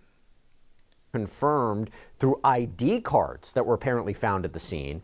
And Oaxaca's Attorney General reported that the other victims included Raul Gonzalez Lozano, Noemi Lopez Mortilla, Ruben Ramos, Rolando Evaristo, and at this time, the 9th victim remains unidentified. But Bobby, going back to your question that you made before, to leave the ID cards, to leave the hands, part of me was like, well, is it to send a message to know who these people are? Or was it somebody who was sloppy, or a group of people who were sloppy, or were they in a rush and couldn't get rid of all the evidence they needed to? I mean, I hate to be talking, I'm not trying to be callous, but we're trying to understand a little bit more about this investigation. No, absolutely. And that, as an investigator, that's what you have to think. You have to kind of put yourself in the mindset of the criminal and see like what happened here. Like in the mindset, I took them here and I'm taking their hands, I'm cutting their hands off. Cutting someone's hands off just for the sake of it, it doesn't make sense. Now, there have been serial killers who ritualistically dismember people, but that's not what we have here. And so, the only reason to take your time to dismember people's hands, I would think, is to delay identification. But why you would leave ID cards behind, again, it's another part of the mystery. I mean, as an investigator, I think what they're doing is you have to look in the backgrounds of each of these individuals and see if there's any connection. Obviously, the people that were traveling together are connected, they're friends or whatever. But see if those separate, disparate sets of people that were taken and this happened, is there any connection? Thought he was cool as shit, man. Rest in peace. Fuck. To them. Do they have any common denominators? Do they have any common people that they know in their lives? That they do business with a common business? You have to kind of find a connection between the victims, and maybe that could lead you to a suspect. And I will tell you, there's also a really bizarre twist to all this, is that one of the missing women, Brenda Salas Moya, who had been reported missing alongside Angie, she was found alive in Puebla. Now, authorities haven't provided details about her condition or how she ended up there, but Bobby, is it connected? Is it not? How key is the fact that you have somebody here who was reported missing is now alive? I don't know what information. Reported missing from the same place. What? Just got to think about it. Just like what happened recently with Gene Hackman, one of the greatest actors of all time, passed away. But the report came out that his wife passed away in one room, he passed away in another room, and their pet, their dog, in a closet. So people were thinking foul play, right? Quickly thinking foul play.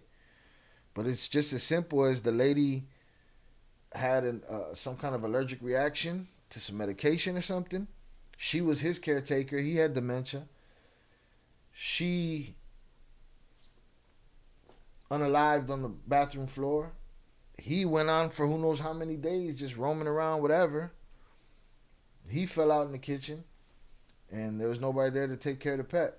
And it wasn't until after 2 weeks that maintenance and shit didn't see them. They came looking.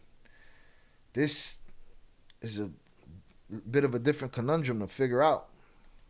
She may have, but I feel that that's a critical element.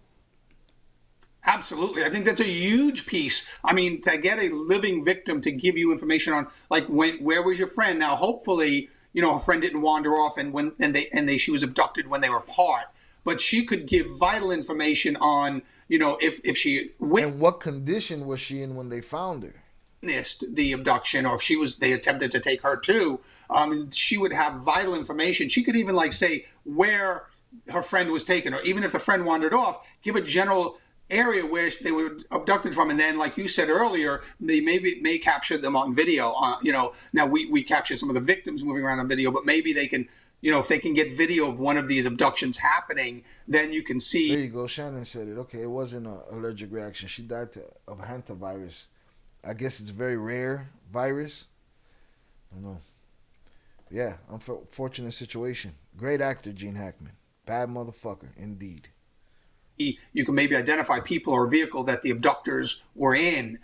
So having a live victim is a huge piece, and she can hopefully shed some light on how her friend disappeared, when, where, and those kind of things. She might have some really vital information. And not surprisingly for the families, this news devastating. So Jacqueline Meza's sister, Monica, confirmed her sister's death in a heartfelt Instagram post, writing, "Rest in peace, my little angels. It was no way to die, and even less for you. You deserved another farewell." Leslie Noya's sister, Carla, also shared her grief on Facebook, writing, "My beautiful girl, they have taken you from my life, and I could not protect you. I don't have the mind now to be able to accept what is happening. I wish that all this was a nightmare and that tomorrow everything would be fine. Your only mistake was trusting the wrong people, my girl." And authorities have been very tight-lipped about the case, leaving families, the public frustrated. The Oaxaca prosecutor's office has opened an investigation into the potential involvement of local police in the disappearance. No suspects have been named, but, Bobby, let's just go back here for a second. Shit is crazy. This story is crazy. different little groups. The one sister, when she said my little angels, was that a typo? Did she mean it plural? Who was that other girl with? Which other groups? Who was together? I don't know if they said it and I missed it looking around and shit, but this is a crazy story. But best believe we're going to be digging into this one, y'all. Salutes. Hit the like button if you have yet to do so. I appreciate y'all. We're trying to get to them 40 likes before we get out of here. Salutes. Very good actor. Facts. In your experience, if you know, what should we be thinking in terms of the Mexican authorities here? How confident are you in law enforcement and prosecutors to get to the bottom of all this? And you hear a little bit of a concern raised by the family. Yeah, no, I think in a case like this, everything's going to have to be super quiet, and I wouldn't expect to hear from the prosecutors or the investigators until like there's a break in the case, because this type of case in this area, you know, there could be additional threats to additional victims if they talk. You know, depending on who did this and their motive. When I saw that, you know, local police may be involved, they have to have a reason to base that on, right? And so I wonder what that information is. And once you have local police involved, you know, whether it's corrupt U.S. cops or anywhere in the world, when you have corrupt police officers, you have that extra threat level. They could be trying to monitor the investigation. They could be seeing who the witnesses are in the investigation. You know, hopefully they have the one living witness secured at a safe house or somewhere where she's safe. Because once you have corrupt police involved, then that elevates all the threats to remaining victims out there and to the case itself. So everything has to be done really quietly, in almost secret. You would hope that they can somehow, you know, alert the family as to what's going on. And even if they can't tell them exact details, they meet with them. They tell them we're working on this. We have everybody involved in it. So you can give that family some level of comfort. This is a horrific thing that has changed these families' lives forever. And they need some confidence that something's going to get done for their loved ones. Well, here's the issue. So according to El País, the lack of transparency, that has fueled speculation and misinformation. And some media outlets allegedly falsely linked the victims to a criminal group called Los Zacapotlas. I'm sorry if I'm mispronouncing that one too, but there are screenshots of a group chat purported to be between group members that have been spreading online. But El País reports that they've seen the messages and none of the victims' names are ever mentioned, and there's no evidence to connect them with criminal activity. But one of the reasons that there's this link to cartel crime, according to Newsweek, has to do with this odd coincidence that played out on the same day. So the outlet reported that on February 28th, Jose Alfredo Lavariega Canseco, who's allegedly the leader of this group, this cartel, was shot and killed. And NVI Noticias even reported that he was found with a message that read, "That's what you get for being a thief." But Angie Lizette's mother adamantly denied that her daughter's disappearance had anything to do with Canseco, telling El País, "My daughter had nothing to do with that group. If they really do, Lizette was shot and killed." Okay. And NVI Noticias even reported that he was found with a message that read, "That's what you get for being a thief." But Angie Lizette's mother adamantly denied that her daughter's disappearance had anything to do with Canseco, telling El País, "My daughter had nothing to do with that group. If they really investigate, they will find out that there are many things there, and my daughter did not deserve that." Bobby, what do you make of all that? What the fuck? No mama's way. No mommy's This way. shit takes another turn. Well, aren't you a big, brave girl? Well, look, the first thing is transparency. We all want transparency. We all think transparency is good, but sometimes transparency can't be practiced in an investigation, certainly at certain points in the investigation. This is kind of a new investigation. We're early on in this investigation. So I don't think anybody should attach the lack of transparency in either, you know, corruption, or they're not doing their job, or they're not sympathetic enough towards the victims. I think sometimes investigations can be sensitive enough that the lack of transparency is really due to protecting potential witnesses out there and protecting future victims. So I would say at this point in the investigation, I think the lack of transparency is probably necessary because of the situation you have, because we don't really know what happened. I have to have confidence that the investigators have kind of an idea, and so that's why they're practicing, you know, this lack of transparency. However, you know, even here, we've learned that you can meet with the families and you can kind of give them that confidence that something's being done for their loved ones without having to reveal too much about your investigation. Sometimes families really get hurt by not being involved too much in the investigation, but sometimes that's for their own good.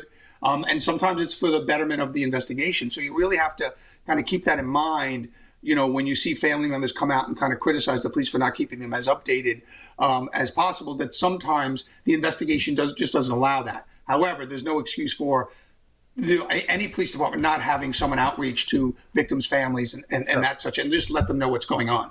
What are the challenges, though, that law enforcement may face if this is a criminal organization or cartel-related crimes in Mexico? The challenges are twofold, in my opinion, in this particular case. The challenges are typically just fear of the cartels, and nobody wanted to say anything because, you know, obviously whoever carried this out is capable of horrific violence, of unbelievable violence, right?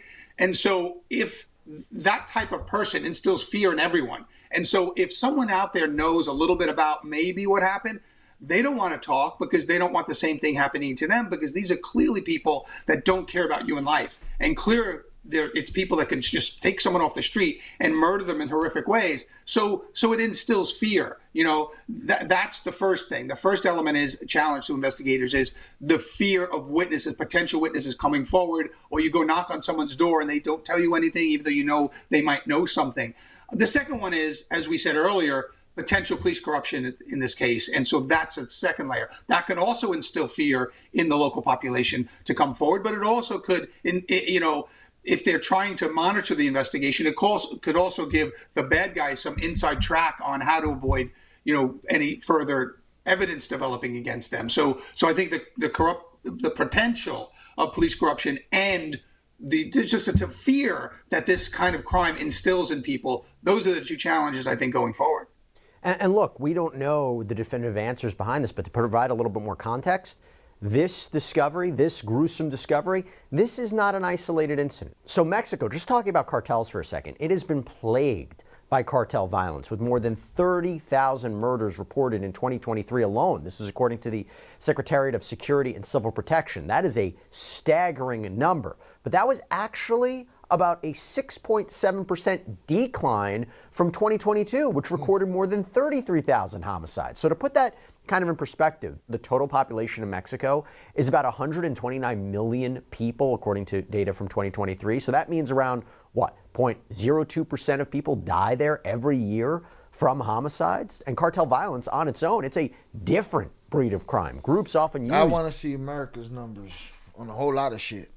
Extreme brutality to intimidate rivals and assert dominance. The tactics such as dismemberment, decapitation, public displays of mutilated bodies, they are designed to instill fear, send a message. And in recent years, cartels have reportedly even turned to cannibalism as part of initiation rituals for new recruits. A man using a fake name to try to protect him told Telemundo that he spent 3 months in a new generation training camp where recruits were allegedly forced to eat human flesh. Jalisco New Generation allegedly even posted videos of trainees eating the hearts of rivals. The discovery of the 9 bodies in Pueblo, along with the apparent torture and severing of hands, we don't know for sure, but you could make the argument, as we've been talking about. Of course, we're going to connect everything. Everything's connected, right? Don't we say that all the time, don't we? It's all the same shit. Everything is cartel influenced, this or that. Quite possible, yes. But what the fuck happened? Could be anything. Could be human trafficking. Could be all kind of shit. I don't know, man. A lot of twists and turns in this story, you know. The girl that's alive, that's probably the biggest,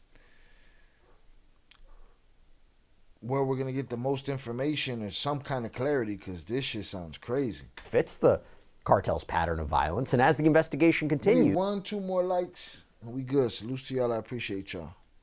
These families of these victims, they are left to mourn their loved ones. They are demanding answers. The case has highlighted the pervasive issue of disappearances in Mexico, where more than 110,000 people are currently missing. This is according to the United Nations.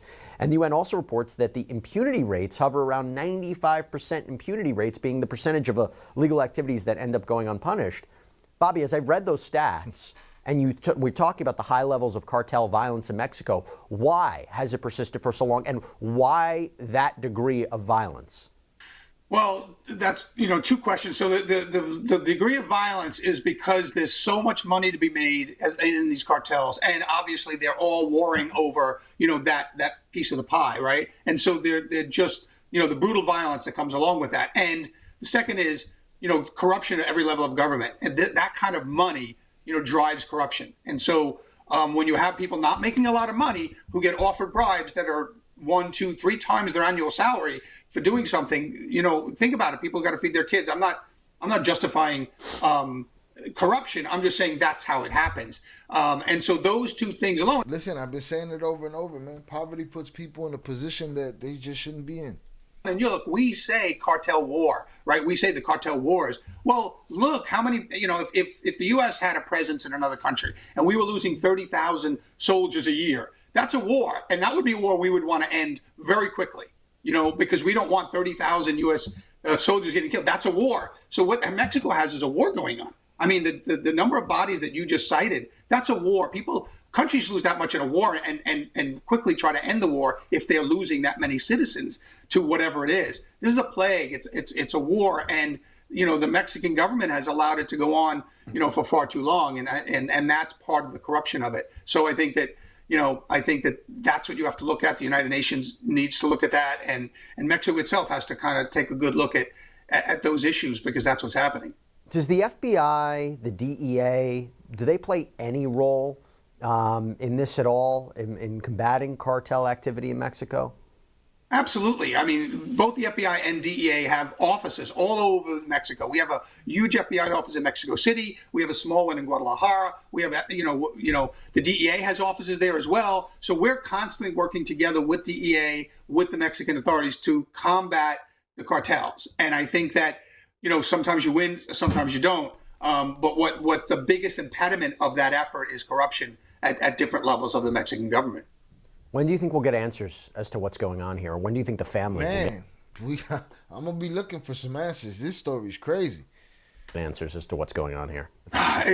In this kind of case, it's tough because, like you said, Mexico is not immune to this level of violence. We've seen it before. However, the thing that makes this case unique and different is the victims. These are not typical cartel victims. I don't think they're cartel victims at all. I don't think any of them had anything to do with the cartel. So it's really difficult to say because of that. I mean, look, if it was cartel violence, if these 9 victims were identified as cartel members, we wouldn't even be talking about this. It would be case closed. We know what happened. We just got to find who did it. First of all, we have to know why this happened to these people. Why these people? And so once you have that, you know probably who did it. If you know the why, you know who, and then you get your evidence and go after them. But in this case, it could happen in a day. It could happen in 6 months. It depends on, what kind of break they get, because it's not, it's a mystery because of the victims, who the victims. These were innocent civilian victims, and that's what makes this case horrific. And the families are demanding justice. They're demanding answers. And just to be clear, we don't know there's what's going on. We don't have any the Mexican authorities haven't indicated any possible suspects or motives at this time. So a lot of this is a little speculative, but it is important to address the current climate and situation and the aspects and circumstances surrounding what happened to these people. Really disturbing case. We'll keep a careful eye on it. Bobby Chacon, thanks so much for taking the time. Shout out Jesse Weber. Shout out Law and Crime. I hope she's very well protected. I agree. She is a linchpin. She needs to be protected. Yes, I agree. Crazy story. I'm going to keep my eye on that one. This video was 1 day ago that they had this conversation. See if there's any new developments.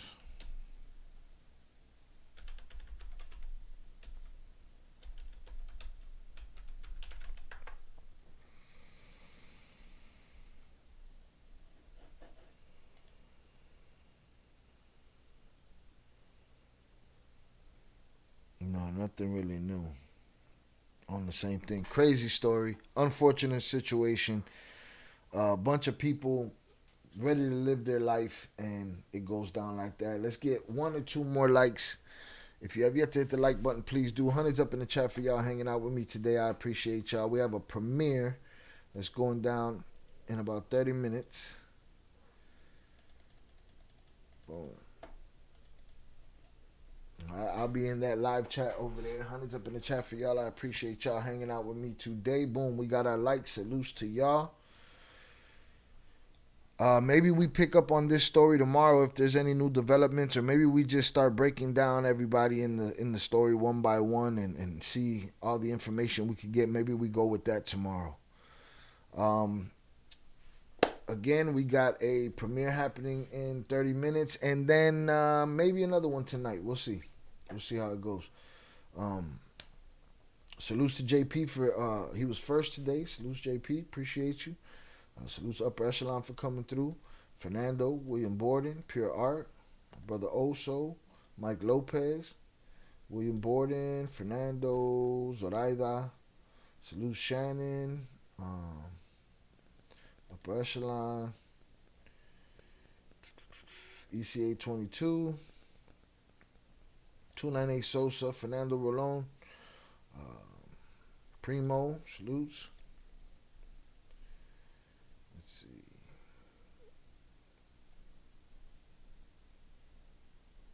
Shout out Han.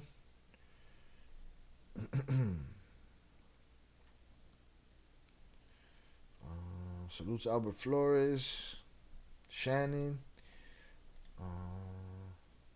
Velez, Darkly Noon,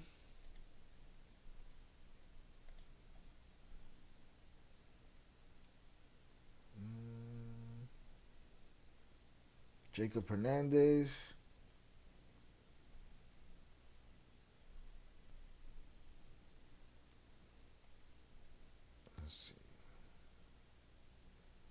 Ricky Bobby, salutes. CeeLo, salutes. Raven Jefferson, I appreciate you.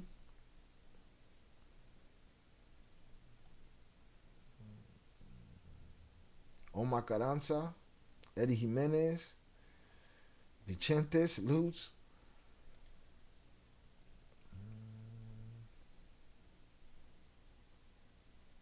Boom, Yael. Salutes Yael. Yael was in the building.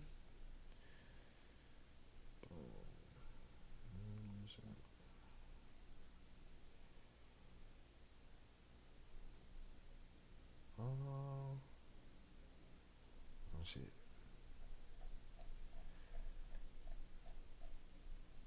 See everyone at the premiere. Yes, I will meet y'all there. All right. For those that have yet to hit the like button, please do. I appreciate y'all for hanging out with me today. I will see y'all tomorrow at noon, but I will be in the live chat in a bit. There's links in the live chat, so boom. But I will see y'all over there. Y'all have a great day. Thank you guys for hanging out. All right. Well, holla. Tango, El Gato, Los Pantalones. No music. We just gonna get out of here. Holla.